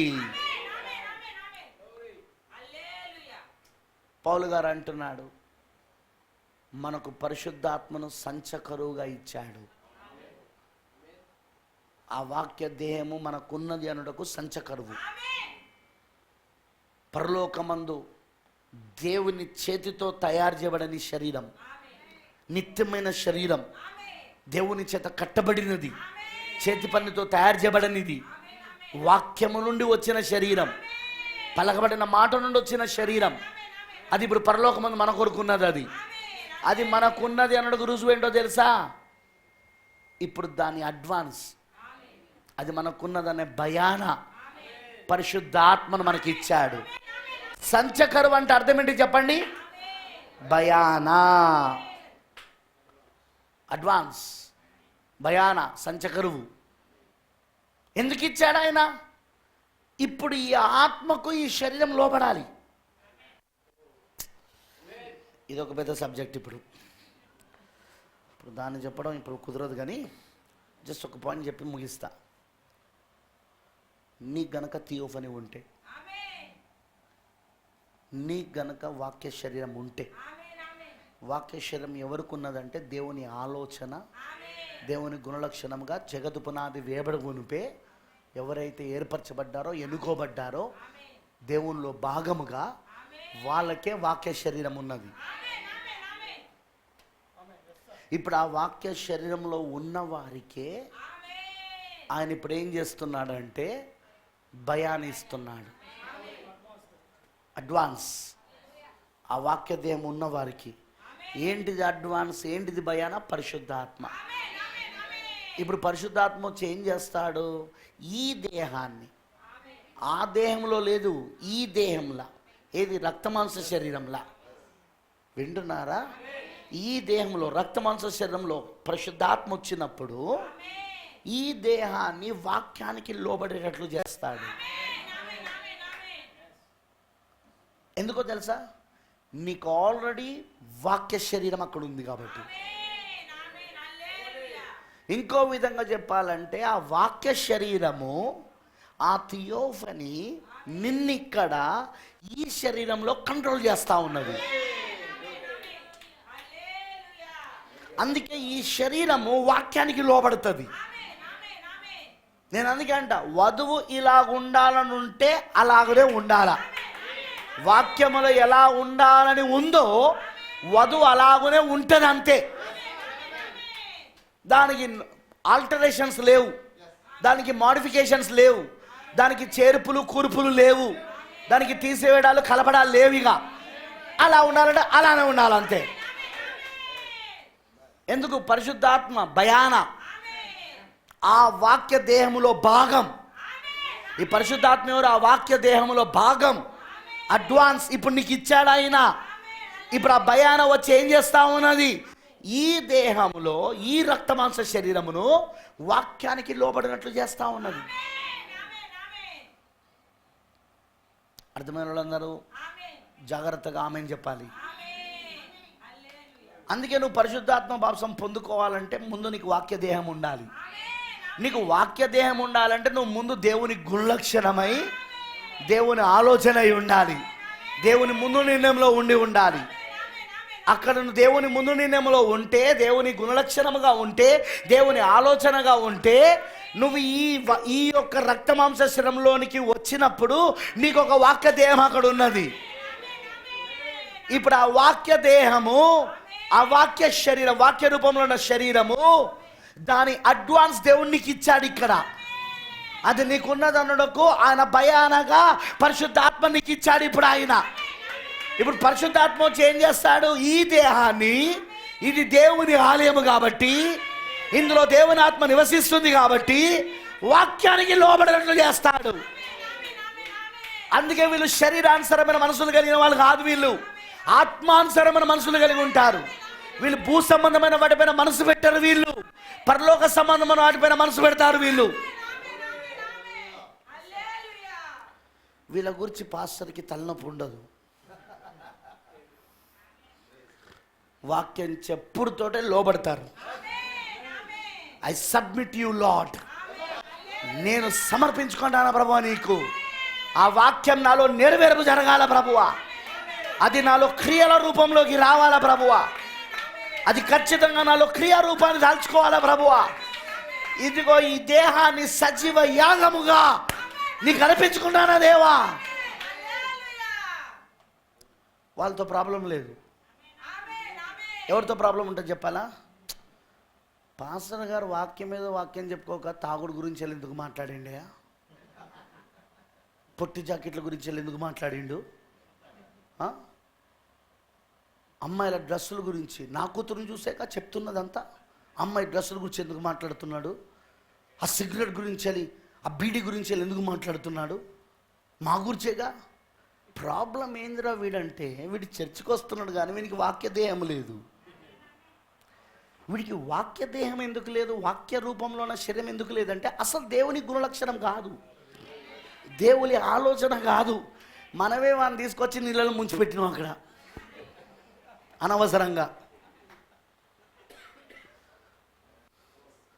అనవసరంగా వాడిని మనం ముంచి సూర్యపల్లిలో ముంచి తీసుకొచ్చి ఇక్కడ పెట్టినాం మనం. అందుకే వీడు ఎప్పుడు చూసినా పాస్టర్ వాక్యాన్ని చెప్పనివ్వకుండా, స్వతంత్రంగా బోధించనివ్వకుండా, పరిశుద్ధాత్మను స్వతంత్రంగా ఇక్కడ పాస్టర్ శరీరంలో ఉండి మాట్లాడనివ్వకుండా వీడు ఇక్కడ గ్రూపిజాలు చేస్తాడు, ఇక్కడ గ్రూపులను తయారు చేస్తాడు, ఇక్కడ నుండి బయటికి వెళ్ళిపోతాడు, బయటికి వెళ్ళిపోయి లేని పొందిందాలని చెప్తా ఉంటాడు. బయటికి వెళ్ళినోడు వాక్యం అంటే పడకుండా, వాక్యానికి లోబడకుండా బయటికి వెళ్ళినోడు పాస్టర్ మంచోడు అని చెప్తాడా? అసలు వాడు బయటికి వెళ్ళిందే పాస్టర్ చెప్పిన వాక్యమును పడలేక. ఓ బ్రదర్ ఫోన్ చేశాడు నాకు, పాస్టర్ గారు మీ దగ్గర నుండి బయటకు వచ్చిన ఆ వ్యక్తి మీ గురించి ఇలా చెప్తాడు. ఓరి పిచ్చోడా, ఎక్కడున్నావు నువ్వు? వాడు నా గురించి మంచిగా ఎందుకు చెప్తాడు? వాడు ఇంకా దాంట్లో మిరియాలు, కారాలు, మసాలాలు అన్నీ కలిపి అందరికీ వడ్డిస్తూ ఉంటాడు. ఫోన్లో వాడు, వాట్సాప్లో వాడు, అవునా కదా? ఎందుకంటే వాడు వాక్యానికి లోబడలేకనేగా ఒడిచిపెట్టి వెళ్ళిపోయింది. వాక్యానికి లోబడలేక, వాక్యాన్ని ఒప్పుకోలేక ఈ దేహం వాక్యానికో లోబడదా? సరే ఏమన్నా సరే, విన్న దానిని ప్రభువా దయచేసి నాకు సాయం చేయవా అందామన్నా కూడా ఇది లోబడదు. ఏది? ఈ దేహం, ఈ శరీరం, ఈ రక్తమాంస శరీరం ఎందుకు లోబడదు? అదిగో అక్కడ లేదు అది. ఎందుకంటే అది వాక్య శరీరము, ఇది కూడా వాక్య శరీరంగా మారాలి. ఈ రెండు ఏకమైతేనే మహిమా శరీరం. ఇది వాక్యముగా మారకుండా, ఈ దేహం రక్తమాంసల శరీరము వాక్యముగా మారకుండా, వాక్య రూపంలోనికి రాకుండా, వాక్య పోలికలోనికి రాకుండా ఆ దేహము దీనికి రాలేదు. అర్థమైందని నేను చెప్పింది? కొందరు అంటున్నారు, నేను తాగినా దేవుడు నాకు అప్పుడు ఎత్తబట్టిస్తాడు. ఎట్లిస్తాడు? ఎందుకంటే వస్తున్నది వాక్య దేహం. ఎత్తబట్టలేదు, ఏమొస్తున్నది? వాక్య దేహం. ఏ దేహం పైన ధరించుకోవడానికి? ఈ దేహం పైన, రక్తమాంస దేహం పైన. మరి ఇది కూడా ఏమై ఉండాలి? ఇప్పుడు వాక్యమై ఉండాలి. ఒక్క కొటేషన్ చదువుతాను, వింటారా? ఒకటే ఒక కొటేషన్ ప్రవక్త చెప్పింది. ఐ బిలీవ్ ఇట్, నేను నమ్ముతున్నాను పరిశుద్ధాత్మ మీకు దాన్ని బయలుపరుస్తాడని. ఓకేనా? సరిగ్గా ప్రవక్త నిద్రించే నెల ముందు చెప్పిన వర్తమానం అది. సరిగ్గా ప్రవక్త నెల ముందు చెప్పాడు అది. ఆ వర్తమానం పేరు invisible union of the bride of Christ, అదృశ్యమైన క్రీస్తు యొక్క వధువు ఐక్యత. 1965 నవంబర్ 25వ తారీఖున చెప్పాడు. డిసెంబర్ 24వ తారీఖున ప్రవక్త ప్రభులో నిద్రించాడు, 1 మంత్ బిఫోర్. ఈ మెసేజ్లో ప్రవక్త ఏమంటున్నాడో ఒక్కసారి మీరు చూడాలని నేను ఆశిస్తున్నాను. చూస్తారా? ఎంతమందికి ప్రవక్త వర్తమానం అంటే ఇష్టం? You like it? మీకు ఇష్టమేనా? ఆయన వర్తమానం లేకపోతే నేను ఎవరో నేను తెలుసుకోలేను. నేను లేఖనంలో ఉన్నా నేను ఎవరో నాకు తెలియదు. వింటున్నారా? నేను లేఖనంలో ఉన్నా నేను ఎవరో నాకు తెలియదు. ఎందుకంటే ఆత్మీయ మతిమరుపు. కారణం డైరెక్ట్గా గుణలక్షణము నుండి రక్తమాంస శరీరంలోకి వచ్చేసాం. ఆలోచన నుండి రక్తమాంస శరీరంలోకి. అందుకే మనం ఎవరమో మనకు తెలియదు, కానీ ఆయన వచ్చి చూపిస్తేనే అర్థమవుతా ఉంది. ఇది నేను కాదు, ప్రవక్త చెప్తుంది. 267వ పారాగ్రాఫ్, 267వ పారాగ్రాఫ్ ఈ మెసేజ్లో. మరియు యేసు వాక్యమై నా స్థానమును తీసుకొనెను. ఒకటి గుర్తుపెట్టుకోనండి, ఆయన ఎవరి స్థానాన్ని తీసుకోగలడు అంటే ముందు ఆయన వాక్యమై ఉన్నాడు. ఎవరు? యేసుక్రీస్తు. ఆయన ఎవరి స్థానాన్ని తీసుకోగలడంటే ఎవరైతే ఆయనలో ఆ వాక్యములో ఆలోచనగా గుణలక్షణంగా ఉన్నారో వారి స్థానాన్ని ఆయన తీసుకోగలడు. అందుకే ఆయన లోకం అందరి కోసం రక్తం కార్చలేదు, అందరి కోసం ఆయన రక్తాన్ని చిందించలేదు. ఆయన చిందించింది, ఆయన రక్తము కార్చింది ఎవరి పేర్లైతే ఆ గుర్రపిల్ల జీవగ్రంథంలో ఉన్నాయో, ఎవరినైతే ఆయన ముందుగా నిర్ణయించుకున్నాడో, ఆయన ఆలోచనగా గుణలక్షణంగా ఏర్పరచుకున్నాడో వాళ్ళ కోసమే ఆయన రక్తమును కార్చాడు. మరియు యేసు వాక్యమై నా స్థానమును తీసుకొనెను. నేను ఆయన వలె వాక్యము వలె ఉండుటకు, నేను ఆయన వలె అంటే వాక్యం వలె ఉండుటకు ఆయన నా వలె ఒక పాపిగా మారేను. ద పర్పస్, ఉద్దేశం ఏంటిది? యేసుక్రీస్తు రక్తము గార్చిన ఉద్దేశం ఏంటిది? యేసుక్రీస్తు మన స్థానాన్ని తీసుకున్న ఉద్దేశం ఏంటి? ఏయ్, వింటున్నారా? ఉద్దేశం ఒకటే, మనము వాక్యముగా మారాలి.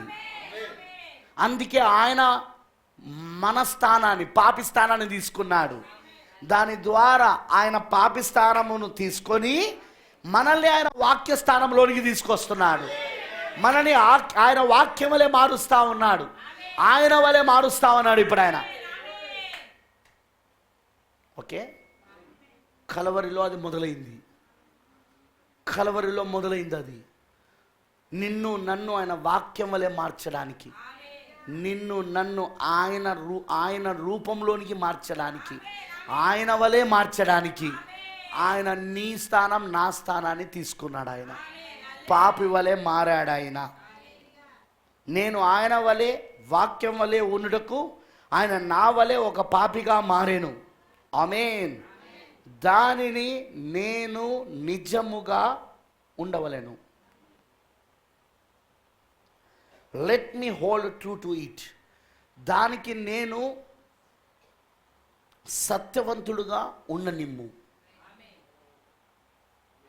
దానికి నేను సత్యవంతుడుగా ఉండనిమ్ము. నాట్ ద చర్చ్, సంఘమును కాదు. దేనికి మరి? వాక్యానికి. వాక్యానికి నన్ను సత్యవంతుడుగా ఉండనిమ్ము. సంఘమునకు కాదు, ది వర్డ్, వాక్యమునకు. ఆమేన్. ఇప్పుడు నెక్స్ట్ చూడండి. O the spiritual union of Christ and his church now. ఇప్పుడు ఆ ఆత్మ సంబంధమైన కలయిక క్రీస్తు యొక్కయు ఆయన సంఘం యొక్కయు. When the flesh is becoming word. ఈ మాట వినండి. When the flesh is becoming word. ఇప్పుడు శరీరము వాక్యముగా మారుచున్నది. And the word is becoming flesh.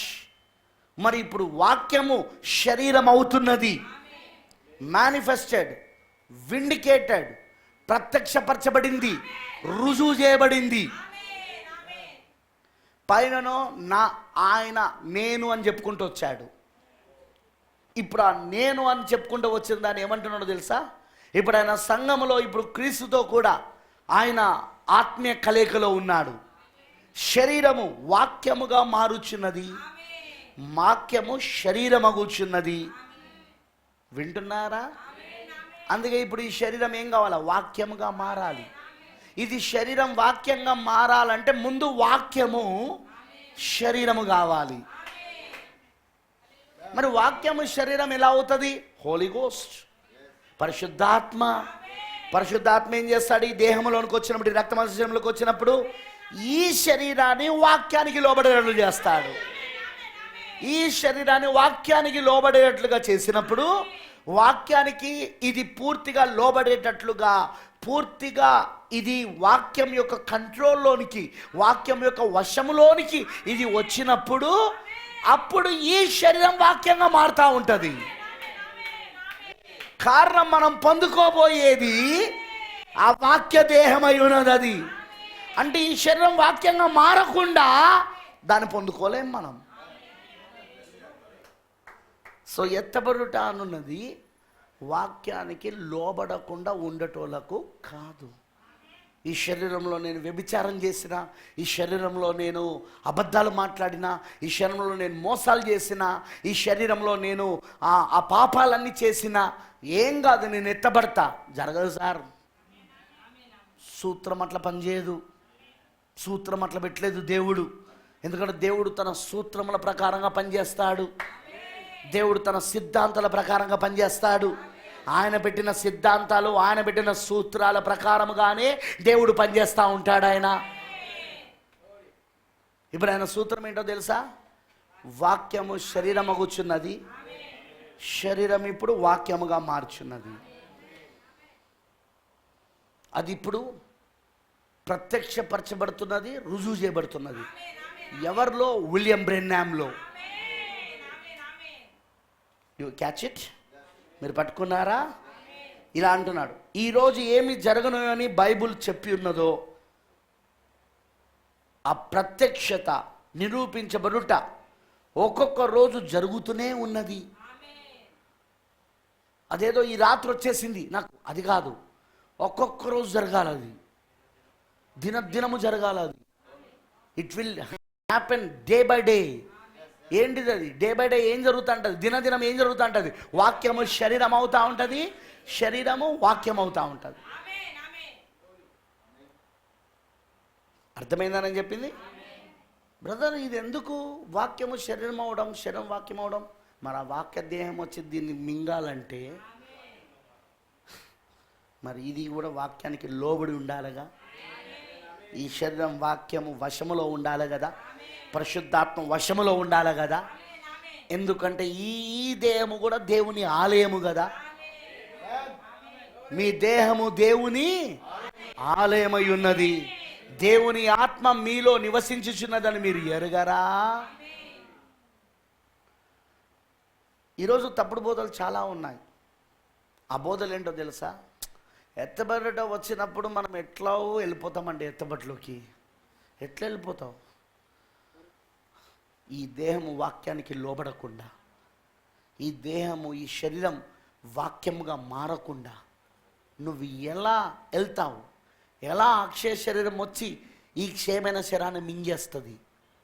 ఎలా అమర్త శరీరం వచ్చి ఈ మర్తమైన శరీరాన్ని ధరించుకుంటుంది? మర్తమైన శరీరం పైన ఎలా ధరించుకుంటుంది? ఇది వాక్యంగా మారకపోతే, ఇది వాక్యంకి లోబడకపోతే, ఇది ఆత్మ వశంలో లేకపోతే. వింటున్నారని చెప్పింది. అర్థమైన వాళ్ళందరూ రామని చెప్పండి. అందుకే ఇప్పుడు దేవుని ఆలయం నీ దేహం.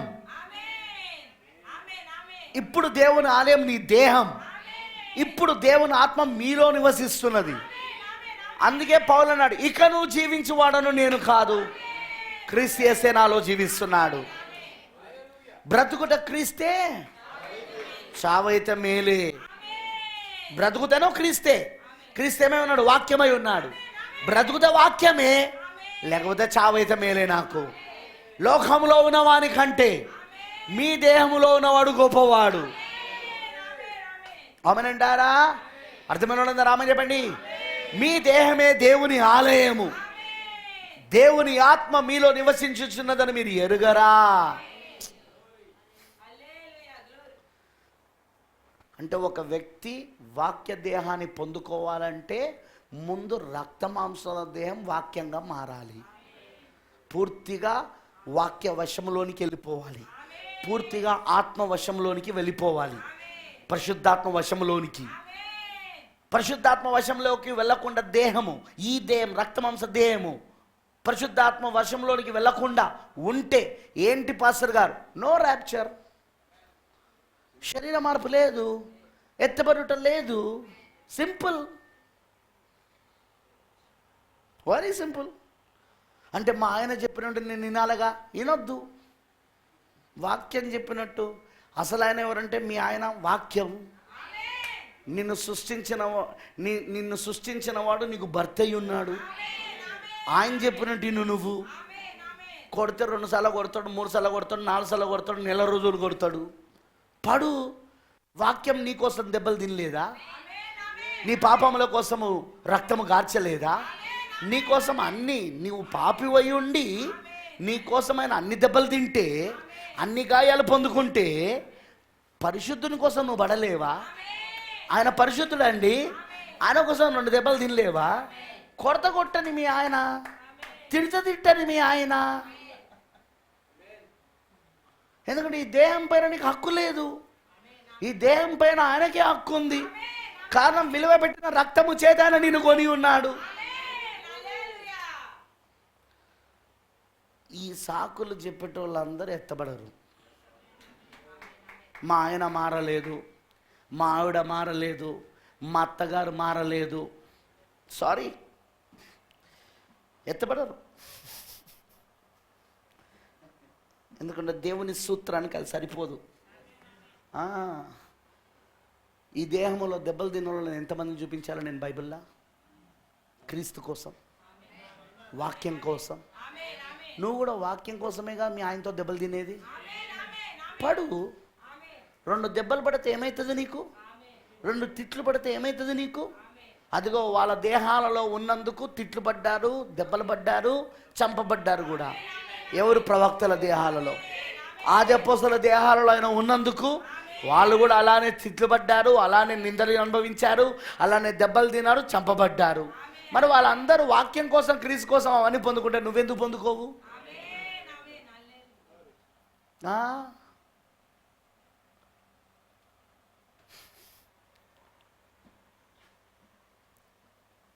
ఓ సిస్టర్ వచ్చి అన్నది, పాస్టర్ గారు మా ఆయన మారలేదు కాబట్టి నేను ఇంకా ఆభరణాలు తీసేయలేదన్నది. నేను ఒకటే చెప్పిన, నీకు ఆయన కావాలా ఈయన కావాలా, ఏ భర్త కావాలో నిర్ణయం తీసుకో. ఆ భర్త కోసం ఈ భర్త దగ్గర 2 దెబ్బలు తిను, తప్పేం లేదు. ఎందుకంటే ఆ భర్త కోసం ఆది అపొస్తలులు దెబ్బలు తిన్నారు, ఆది సంఘం హింసించబడింది. నువ్వు కూడా పడొచ్చుగా. ఆయన కోసం పొందుకోలేవా? పొందుకోవాలి మనం. సరే, మేమున్నాం ఇప్పుడు. ఎన్ని తిట్లు పడతానో ఒక్కొక్కరితోటి, ఎంతమంది ఎన్ని తిడతాను మమ్మల్ని. ఫోన్లు చేసి తిట్టిన వాళ్ళు కూడా ఉన్నారు. నన్ను ఫోన్లు చేసి తిట్టిన వాళ్ళు, మళ్ళీ మెసేజ్ పాస్టర్లు వాళ్ళు.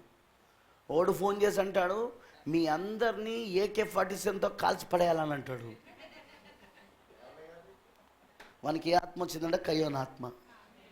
మరి AK-47తో, అప్పుడు AK-47తో కయ్యబేలను చంపిండు కదా. చెప్పండి, ఎవరి దగ్గర ఒక రోజు లెక్కప చెప్పాలా? ఇవన్నీ ఎవరి కోసం పొందుకుంటాను? నాకెందుకు ఈ వాక్యం అంతా చెప్పడం? నేను కూడా వాళ్ళలాగా దశమ భాగాల గురించి చెప్పి, కానుకలు చెప్పి, పైసలు వసూలు చేసుకుంటే సరిపోదా అన్నది కాదు ఇది. అది కాదు ఇది. మీకు విషయం తెలుసా?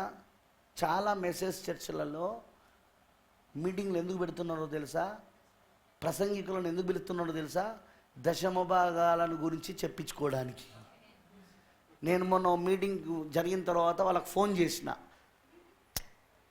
వాళ్ళ పాప మా చర్చికే వస్తుంది, ఆ అమ్మాయి హైదరాబాద్లో ఉంటుంది, మా చర్చికే వస్తుంది. నేను ఫోన్ చేసిన అప్పుడు వాళ్ళ నాన్న దగ్గర ఉన్నది. ఆ అమ్మాయి హైదరాబాద్లో లేదు, వాళ్ళ నాన్న వేరే చర్చికి వెళ్తాడు. ఈ మధ్యలో మీటింగ్ లేని వాళ్ళ దగ్గర అయిన తర్వాత నేను ఫోన్ చేసినప్పుడు వాళ్ళ నాన్న కూడా మాట్లాడుతూ ఉంటాడు అప్పుడప్పుడు ఫోన్లో, వాళ్ళ పాప కోసం చేసినప్పుడు. మన మీటింగ్లో అయినాయి కదా అండి, మొదటి రోజు ప్రసంగం ఏంటిది అంటే దశమ భాగాలు. మెసేజ్ పాస్టర్ దశమ భాగాలు చెప్పడానికి ఆ మీటింగ్లు పెట్టాడు. తర్వాత పాస్టర్కి ఎట్లా లోబడి ఉండాలా, సంఘ పెద్దలకి ఎట్లా లోబడి ఉండాలా. ఇక్కడ ప్రవక్త వాక్యానికి లోబడరా అని ఆయన మొత్తుకుంటాండి. ఇక్కడ నీకు విషయం తెలుసా? నువ్వు వాక్యానికి లోబడితే దశమ భాగాలు కడతావు. నువ్వు పాస్టర్ చెప్పాల్సిన అవసరం ఏముంది? నువ్వు వాక్యానికి లోబడడం మొదలు పెడితే క్రైస్తవ బాధ్యతలు ఏమేమైతే ఉన్నాయో అవన్నీ నువ్వు చేయడం మొదలు పెడతావు. క్రైస్తవ యొక్క మొదటి బాధ్యతలు, ఎందుకంటే వాక్యంలో ఉన్నాయి కదా బాధ్యతలని. నువ్వు క్రైస్తవుడిగా మారిన తర్వాత మొదటి బాధ్యత దశమ భాగం ఇవ్వడం, కానుక ఇవ్వడం, చర్చిలో పనిచేయడం, మీటింగ్లలో పనిచేయడం, ప్రార్థన చేయడం. అవన్నీ ఒకరు చెప్పాల్సిన అవసరం లేదు, అవి ఒకరితో చెప్పించుకోవాల్సిన అవసరం లేదు. ఏం చేయాలా? వాక్యానికి ఎలా లోబడాలో నేర్పాలా. నువ్వు వాక్యానికి లోబడితే పాస్టర్ని గౌరవిస్తావు, పాస్టర్కి లోబడతావు నువ్వు. ఎందుకంటే వాక్యం చెప్తుంది కదా పాస్టర్కి లోబడమని, మీ పై నాయకులకు లోబడమని వాక్యం చెప్తున్నది కదా. సో వాళ్ళు లోబడతారు, వాళ్ళు ఆటోమేటిక్గా. ఇప్పుడు నేర్పించాల్సింది ఏంది? వాక్యానికి లోబడడం. బ్రదర్, మరి వాళ్ళు ఎందుకు అట్లా చెప్పారు? సింపుల్గా చెప్పాలన్నా, వాడు తాగుబోతైనా పాస్టర్కి దశమ భాగం ఇస్తే చాలు. ఇప్పుడు వాక్యానికి లోబడరా అంటే తాగుబోతు చర్చ్ మానేస్తాడు. అదే ఆ తాగుబోతుకి దశమ భాగాలు ఇవ్వాలి నువ్వంటే వాడు తెచ్చిస్తాడు వాడు. మీకు అర్థమైందండి అన్నది? 2 భార్యలోడు వస్తాడు, 2 భార్యలు పట్టుకొని చర్చ్కి. నువ్వు ఓడలో అనుమతి లేదు, ఈ వర్తమానంలో అనుమతి లేదు, నో ఛాన్స్. 2 భార్యలను పట్టుకొని రావడానికి వీలు లేదు. అర్థమైందా నేను చెప్పింది? ఇద్దరు భర్తలను పట్టుకొని రావడానికి వీలు లేదు, అవకాశం లేదు. కానీ ఇప్పుడు వీడికి ఏం చెప్తాడు? ఇద్దరు భార్యలున్నా నువ్వు దశమ భాగం ఇవ్వు. ట్రిక్ అర్థమైందా? పాస్తల ట్రిక్. ఇప్పుడు వాక్యానికి లోబడంటే వాడు రాడు చర్చ్కి. ఇప్పుడు వాక్యానికి లోబడంటే ఆటోమేటిక్గా దశమ భాగాలు వస్తాయి, కానుకలు వస్తాయి, అన్ని వాక్యంలో ఉన్నాయి కదా. లోబడే వ్యక్తి ఎట్లా అవి ఇస్తాడు కదా. ఇప్పుడు అది చెప్పరు వాళ్ళు. ఏం చెప్తారు? దశమ భాగాలు ఇవ్వండి మీరు. వాక్యానికి లోబడనని చెప్పరు, దశమ భాగాలు ఇవ్వాలా మీరు. పాస్టర్ చెప్పినట్టు వినాలా మీరు, సంఘ పెద్దలు చెప్పినట్టు వినాలా మీరు. ఏంటి వీళ్ళ ట్రిక్? మొత్తం బట్టబయలు చేసేస్తాను వినండి, బట్టలను ఊడదీస్తాను వీళ్ళ ట్రిక్కులని చెప్పి. ఏంటి పాస్టర్ ట్రిక్? ఇప్పుడు ఇద్దరు భార్యలోని వెళ్ళగొట్టద్దు, ఎందుకంటే ఇద్దరు భార్యలు ఉద్యోగస్తురాలే, 2 దశమ భాగాలు వస్తాయి. మీకు అర్థమైందా నేను అర్థమైందా నేను చెప్పింది? సో ఇప్పుడు వాక్యానికి లోపడం అని చెప్పండి. ఇప్పుడు దశమ భాగాలు ఇవ్వండి, కానుకలు ఇవ్వండి, పని చేయండి. ఈ ట్రిక్స్ అన్నీ వీళ్ళు ఉపయోగిస్తూ ఉంటారు. అందుకే అంటారు, ఆ పాస్టర్ ఏమంటారు తెలుసా? మార్కు బ్రదర్ని ఇన్నిసార్లు పిలిచినా కానీ ఒక్కసారి కూడా మా సంఘములో దశమ భాగాలు ఇవ్వమని చెప్పలేదయ్యా, ఒక్కసారి కూడా చెప్పలేదయ్యా. పైగా ఆయన వచ్చిపోయినాక కొంతమంది రావడం మానేస్తున్నాడయ్యా.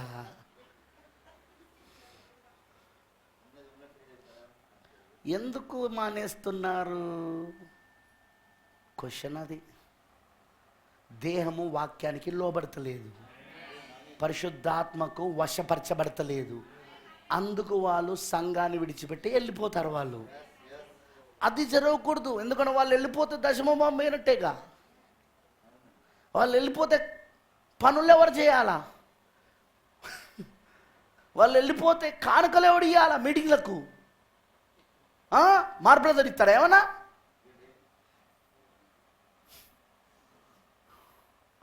అందుకే ఈరోజు ఎంటెంఎస్ఎస్ పాస్టర్లు కూడా ఎవరిని పిలవాలనో వాళ్ళని పిలుస్తున్నారు.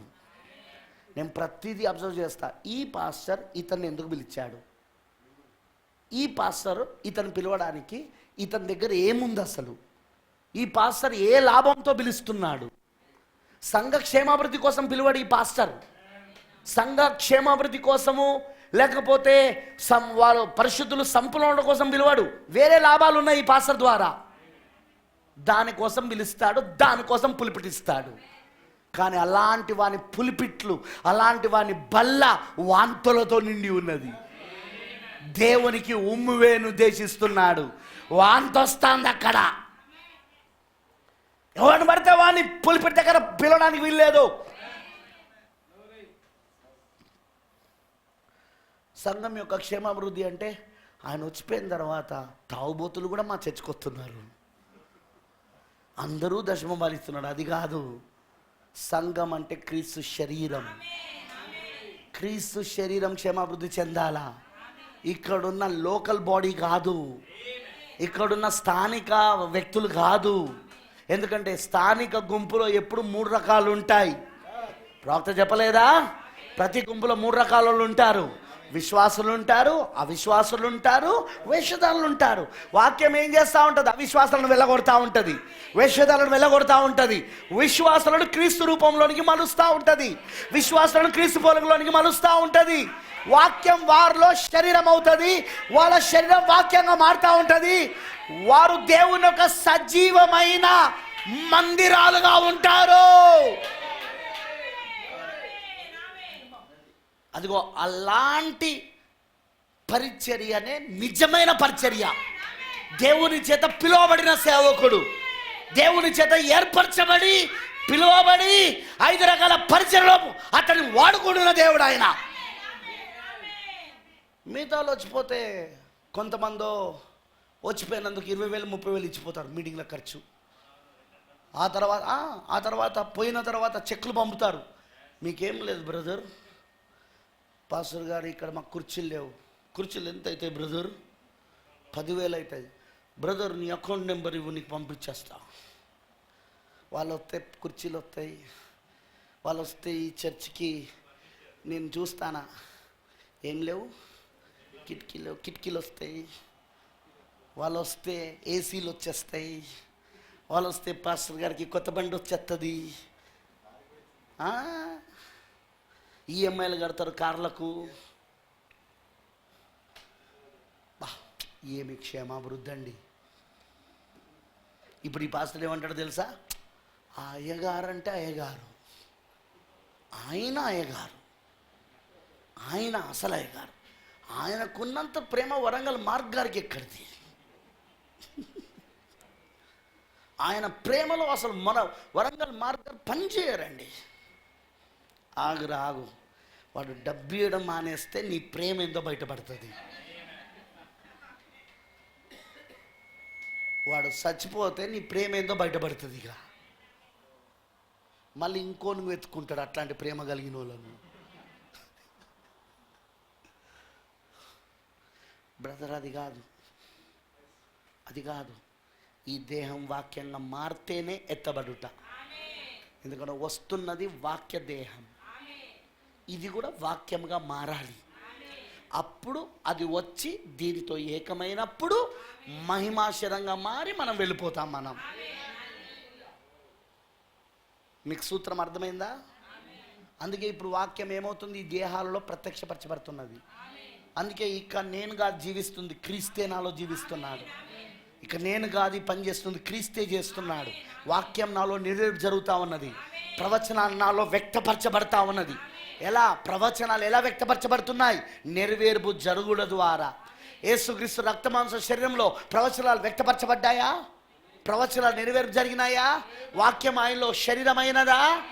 ఇప్పుడు కూడా వాక్యం మనలో శరీరం అవుతూ ఉంటుంది. ఎలా అవుతా ఉంటుంది? ప్రవచనాలు మనలో నెరవేర్పు అవుతూ ఉంటుంది. పరిశుద్ధాత్మ నిన్ను తీసుకుంటాడు. ఆ వాక్యం నీలో నెరవేర్పు జరగడానికి కావలసిన పరిస్థితులను తీసుకొస్తాడు, కావలసిన స్థితిగతులను తీసుకొస్తాడు. అందుకే ఆ శోధన వస్తుంది, అందుకే ఆ శ్రమ వస్తుంది, అందుకే ఆ నింద వస్తుంది, అందుకే అవమానం వస్తుంది. ఎందుకు? దేవుడు నీలో ఆ వాక్యాన్ని రుజువు చేయడానికి, నీలో ఆ వాక్యాన్ని నెరవేర్పు చేయడానికి, నీలో ఆ వాక్యాన్ని శరీరం అవునట్లు చేయడానికి. ఎప్పుడైతే ఆ వాక్యం నీలో శరీరం అవుతుందో అప్పుడు నీ శరీరం వాక్యంగా మారుతా ఉన్నది. Praise the Lord. అర్థమైందా నేను చెప్పింది? ఏమైనా దేవుని పిల్లలారా, ఇది మనకిప్పుడు చివరి దినాలలో వధువులో జరుగుతున్నది. ఇప్పుడు వర్డ్ బికమింగ్ ఫ్లెష్, వాక్యము శరీరం అవుతున్నది. ఎందుకంటే శరీరము వాక్యముగా మారడానికి ఇప్పుడు అదే జరుగుతూ ఉన్నది. అందుకే నీ స్థానమును చూపిస్తాడు, నీలో జరిగే ప్రవచనాన్ని చూపిస్తాడు, లేఖనాన్ని చూపిస్తాడు, నీ ఛాయను చూపిస్తాడు. ఆల్రెడీ నీ ఛాయలో ఒకరు బ్రతికారు అక్కడ. ఆల్రెడీ నీ పోలికలో, నీ ఛాయలో, నీ నీడలో ఒకరి జీవితాలలో జరిగింది. అది నీకు చూపిస్తూ ఉంటాడు ఇక్కడ. అదే నీ జీవితంలో జరిగిస్తూ ఉంటాడు ఆయన. ఎందుకంటే ఆ ఛాయకు నువ్వు నిజరూపమై ఉన్నావు, ఆ నీడకు నువ్వు నిజరూపమై ఉన్నావు. ఇసాకు యేసుక్రీస్తు ఛాయ అయితే, ఇసాకు యేసుక్రీస్తుకు ఛాయ అయితే, ఇసాకు యొక్క నిజరూపం యేసుక్రీస్తు అయి ఉన్నాడు. కరెక్టే కదా? నేను చెప్పేది నిజమేనా? ఇప్పుడు ఇసాకు యొక్క నిజరూపం ఏమనంటే యేసుక్రీస్తు. యేసుక్రీస్తులో నెరవేర్పు జరుగుతుంది అదంతా. వండర్ఫుల్. హల్లెలూయా. అర్థమైంది అందరికీ? నేను ముగిస్తున్నాను. కానీ ఇదంతా మీకు అర్థం కాలేదనుకో, దయచేసి మీరు ప్రార్థించాలి, ఉపవాసం ఉండాలి, కన్నీళ్లు గార్చాలి. దేవా, నాకు నీ ప్రణాళిక అర్థమయ్యేటట్టు చేయి. నీ మనస్సులోని ప్రణాళిక, నీ యొక్క తలంపు, నీ ఆలోచనలు, అది నేనై ఉన్నానని నాకు తెలుసు. అది నాకు అర్థమవునట్లు చేయి దేవా. నువ్వు ప్రార్థించాలా, దేవుని దగ్గర కనిపెట్టాలా, దేవుని అడగాలి. అప్పుడు దేవుడు నీ గూర్చిన మర్మమును బైబిల్లో నీ జీవితంలో తెరిచి చూపిస్తా అంటాడు. అదే వాక్యము శరీరం అవ్వడం. నీ గూర్చిన మర్మము బైబిల్లోని లేఖనాలు, ప్రవచనాలు నీ జీవితంలో వాటిని తెరిచి, అంటే నెరవేర్పు చేస్తూ వాటిని తెరిచి చూపిస్తూ ఉంటాడు. అప్పుడు నీకు అర్థమవుతుంది నువ్వు ఎవరివి అనేది. ఓ అందుకేనా నా జీవితంలో దేవుడు ఇది జరిగిస్తున్నది, అందుకేనా నా జీవితంలో దేవుడు ఇది కానిస్తున్నది. అప్పుడు నీకు అర్థమవుతుంది నువ్వు లేఖనంలో నుండి వచ్చావని, ఆ లేఖనం ఇప్పుడు నీలో జరుగుతున్నదని. మీరు నా యందును నేను మీ యందును ఉన్నామని ఆ దినమని తెలుసుకుందరు. ఇంకో లేఖనం అంటారు, మీరు నా యందును నా మాటలు మీ యందును ఉండినట్లయితే మీరు ఏది అడుగుతుందో అది మీకు అనుగ్రహించబడును. వాక్యము లేఖనాలు నీలో శరీరం అవుతున్నాయి. Praise the Lord. దాని ద్వారా శరీరము లేఖనాలుగా మారడానికి. ఆమేన్. God bless you. దేవుడు మిమ్మల్ని దీవించును గాక. Let us pray. ప్రార్థించుకుందాం.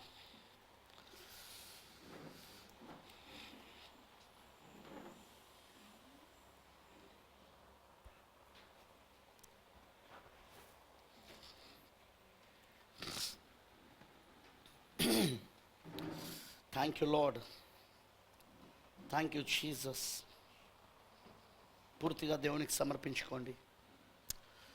ఆయన ఆత్మ నిన్ను వశపరచుకోవాలి, నీ దేహాన్ని వశపరచుకోవాలి. నీ దేహము వాక్యమునకు పూర్తిగా లోబడాలి. అందుకు ఒకటే ఒకటి ఉన్నది మార్గం, నువ్వు సమర్పించుకోవడం. నువ్వు అధికారం ఇవ్వడం ఆయనకు, నీ పైన ఆయనకు అధికారం ఇవ్వడం. నా పైన నేను ఆయనకు అధికారం ఇస్తున్నా. ప్రభువా, నా పైన సంపూర్ణ అధికారాన్ని నీకు ఇస్తున్నా. నేనిగా నీ ఆత్మ నన్ను పూర్తిగా వశపరచుకొని నీ వాక్యము నాలో శరీరము ఉన్నట్లుగా పూర్తిగా నేను ఒప్పుకుంటున్నా. ప్రభువా, సమర్పించుకో సిస్టర్, సమర్పించుకో బ్రదర్. అలాగూ జరిగితేనే నువ్వు ఎత్తబడతావు, లేకపోతే నీకు ఎత్తబడటం లేదు. పూర్తిగా దేవుడికి సమర్పించుకో. Thank you lord. పూర్తిగా దేవునికి అర్పించుకో. I surrender my life to you Jesus. యేసు, నా జీవితానికి సమర్పించుకుంటున్నా. వశపరచుకో, నన్ను వశం చేసుకో, నా దేహాన్ని వశపరచుకో. వాక్యానికి పూర్తిగా నా దేహము లోబడేటట్లుగా వశపరచుకో దేవా. వాక్యము నాలో శరీరము కావాలా ప్రభువా, వాక్యము నాలో రక్తమాంసములు కావాలా ప్రభువా. ఆది యందు వాక్యం ఉండెను, వాక్యము దేవుని వద్దను, వాక్యమే దేవుడై ఉండెను. ఆ వాక్యమే శరీరధారి అయి రక్తమాంసములై మన మధ్య నివసించెను. ఇప్పుడు ఆ వాక్యము శరీరధార అవుతున్నది. ఇప్పుడు అవుతున్నది. 2000 సంవత్సరాల క్రితం అవడం కాదు, ఇప్పుడు అవుతా ఉన్నది. ఎవరిలో? వధువు దేహములో, వధువు శరీరములో, ఆయన నిత్యమైన ఆలోచనలో నుండి వచ్చిన వారిలో, ఆయన గుణలక్షణముగా వచ్చిన వారిలో ఇప్పుడు వాక్యము శరీరం అవుతా ఉన్నది. Thank you lord. పూర్తిగా దేవునికి సమర్పించుకో. ప్రార్థించుకుందాం. I surrender my life to you Jesus. నా జీవితాన్ని నీకు అప్పగిస్తున్నాను దేవా. ఈ దేహం పైన నీకు అధికారం ఉన్నది, ఈ ప్రాణాత్మల పైన నీకు అధికారం ఉంది. పూర్తిగా నేను నా హృదయంలోనికి నేను ఆహ్వానిస్తున్నా. పూర్తిగా నా అణువు నీ ఆత్మతో నింపబడాలి. నా అణువు నీ ఆత్మతో అభిషేకించబడాలి. ప్రతి అణువుని పరిశుద్ధాత్మతో నింపబడాలి. అలా నన్ను పూర్తిగా వశపరచుకో దేవాని దేవునికి సమర్పించుకో. Thank you lord. దేవునికి అర్పించుకో. Thank you Jesus. పరిశుద్ధుల సర్వశక్తిమంతుడా కృపామయుడైన తండ్రి, నీకు వందనాలు. ఈ రోజున మేము పూర్తిగా నీకు సమర్పించుకుంటున్నాం. ఎస్ లార్డ్, మేము పూర్తిగా నీకు అర్పించుకుంటున్నాం. మా పైన పూర్తి అధికారాన్ని నీకు అప్పగిస్తున్నాం. మా ప్రాణము పైన, ఆత్మ పైన, దేహము పైన నువ్వు మాలో నివసించాలి. నువ్వు మాలో శరీరధారి కావాలి. నీ వాక్యము, నీ ఆత్మ మాలో శరీరధారి కావాలి. దానివలన ఈ శరీరం వాక్యముగా మారాలి. అది ప్రత్యక్షపరచబడాలి, అది రుజువు చేయబడాలి. అది జరగాలి ప్రభువా. ఎందుకంటే అది నీ ప్రవక్త నోటిలో నుండి వచ్చింది. అది నీ ప్రవక్త పలికిన మాట అయి ఉన్నది. అది భూమి ఆకాశములు గతించినా గతించవచ్చు, కానీ నా మాటలు తప్పక నెరవేరు జరుగునని చెప్పావు. కాబట్టి ఖచ్చితంగా జరగాలి ప్రభువా. పూర్తిగా దేవుడికి సమర్పించుకో, పూర్తిగా నువ్వు దేవుడికి అర్పించుకో. Thank you lord. ప్రభు అయిన దేవా, సర్వశక్తిమంతుడా, కృపామయుడైన తండ్రి, నీకు వందనాలు. ఈ రోజున ఈ రాత్రికాల సమయంలో మేము పూర్తిగా మా జీవితాలను నీకు అర్పించుకుంటూ నువ్వు చిందించిన రక్తం క్రిందికి వస్తున్నాం. మొదటిగా మా పాపములను, అతిక్రమములను, దోషములను నీ రక్తంలో కడగమని ప్రార్థిస్తున్నా. నీ రక్తములో మమ్మల్ని శుభ్రపరచమని ప్రార్థిస్తున్నా. మా అంతరంగాలు శుభ్రపరచబడాలి, మా ఊహలు శుభ్రపరచబడాలి, మా తలంపులు శుభ్రపరచబడాలి. పూర్తిగా మేము నీ రక్తంలో కడగబడిన పాత్రగా మారాలి. అప్పుడు మాలోనికి నువ్వు వస్తావు దేవా. అప్పుడు నిన్ను నువ్వు మాలోనికి కుమ్మరించుకుంటావు. అదే పరిశుద్ధాత్మ బాప్తిస్మం అయి ఉన్నది. అప్పుడు ఈ దేహాన్ని పూర్తిగా నీ వాక్యానికి లోబడేటట్లుగా మాలో ఆ పరిశుద్ధాత్మ సంచ కరువు, ఆ భయాన చేయడం మొదలు పెడుతుంది. దేవా, నువ్వు సహాయం చేయి. ఖచ్చితంగా మేము పూర్తిగా నీ వాక్యానికి లోబడినట్లు నీ పరిశుద్ధాత్మతో మమ్మల్ని నింపుదేవా. దానికంటే ముందు మేము కడగబడాలి. కడుగుము దేవా, రక్తంలో కడుగుము తండ్రి, అగ్ని బాప్తిస్మంలో కడుగుము దేవా, పరిశుద్ధాత్మ అగ్ని బాప్తిస్మంలో కడుగుము దేవా. శుభ్రపరిచి పాత్రను ఇకను మాలో జీవించాలి. ఇక ఈ దేహము దేవుని ఆలయముగా మారాలి. ఇక దేవుని ఆత్మ ఇందులో నివసించాలి. దేవుడు ఈరోజు ప్రవక్త చెప్పినట్టుగా దేవుడు ఈరోజు నీ చేతులను వాడుకుంటున్నాడు. దేవుని చేతులు ఇప్పుడు నీ చేతులు, దేవుని నోరు ఇప్పుడు నీ నోరు, దేవుని చెవులు ఇప్పుడు నీ చెవులు, దేవుని కళ్ళు ఇప్పుడు నీ కళ్ళు, దేవుని కాళ్ళు ఇప్పుడు నీ కాళ్ళు అయి ఉన్నది. ఇప్పుడు ఆయన నీలో ఉండి జరిగిస్తున్నాడు అన్నాడు. ఎస్ లార్డ్, ఇప్పుడు అదే జరుగుతూ ఉన్నది. అందుకే దేవా, మేము పూర్తిగా నీకు సమర్పించుకుంటున్నాం. దయగలిగిన దేవా, కృప కలిగిన తండ్రి, ఈ వర్తమానము ఎంతమంది అయితే ఈరోజు విన్నారో వారిలో అది శరీరధార అవును గాక, వారి జీవితం మర్మము తెరవబడును గాక, వాళ్ళకు అర్థమవునట్లుగా లేఖనములోని వారి స్థానమును, వారి ప్రవచనమును నువ్వెలా వారి జీవితంలో నెరవేర్పు చేస్తున్నావో ఆ జీవిత మర్మమును, ఆ లేఖన మర్మమును తెరిచి వాళ్ళకు నువ్వు చూపించును గాక. అదేవిధంగా ప్రభువా, ఇంకెంతమంది అయితే రేపు యూట్యూబ్లో పెట్టినప్పుడు వింటారో దేవా, ఆ ఇంటర్నెట్లో వింటారో తండ్రి, తప్పకుండా ఇది ఎవరెవరిలో పనిచేయటకు నువ్వు ముందు నిర్ణయించావో. ఎందుకంటే ఇది నా వర్తమానము కాదు, ఇది గడియ ప్రవక్త వర్తమానం, ఇది ఈ కాలంలో నువ్వు పంపిన ప్రవక్త వర్తమానం ఇది. అందుకే ఇది ఖచ్చితంగా ఎవరిలో నెరవేర్పు జరగవలనని నువ్వు ముందు నిర్ణయించావో దేవా. వాళ్ళ వర్తమానం విన్నప్పుడు తప్పకుండా అది వారిలో నెరవేర్పు జరుగును గాక. ఖచ్చితంగా ఆ ఫలితాలను తీసుకొచ్చును గాక. ప్రభు, ఆ ఫలితములు వచ్చే భాగ్యము దయచేయి. నువ్వు అలా చేస్తున్నందుకు స్తోత్రం. క్రీస్తు స్వరూపములోనికి, పోలికలోనికి నువ్వు మమ్మల్ని మలుస్తున్నందుకు వందనాలు. మేము ఇప్పుడు క్రీస్తు రూపంలోనికి, వాక్య రూపంలోనికి, వాక్య పోలికలోనికి మలచబడుతున్నాం. అలా వాక్యం మమ్మల్ని పూర్తిగా వశపరుచుకుంటున్నది. మా దేహాలను పూర్తిగా ఆత్మ, పరిశుద్ధ ఆత్మ వాక్యమునకు లోబడినట్లు చేస్తున్నది. మేము అలా పూర్తిగా మారి ప్రభువా, మా వాక్య దేహాన్ని ఒక రోజున పొందుకొని మేము ఈ భూమిపై నుండి వెళ్ళిపోయే భాగ్యము దయచేయి. ఆ ఎత్తబడిలోకి వెళ్ళిపోయే కృపను దయచేయి. నువ్వు మమ్మల్ని అంతవరకు నడిపించమని, దీవించి ఆస్వాదించమని నీకు సమర్పిస్తూ యేసుక్రీస్తు నామములో ప్రార్థిస్తున్నాము. ఆమేన్. God bless you. దేవుడు మిమ్మల్ని దీవించును గాక.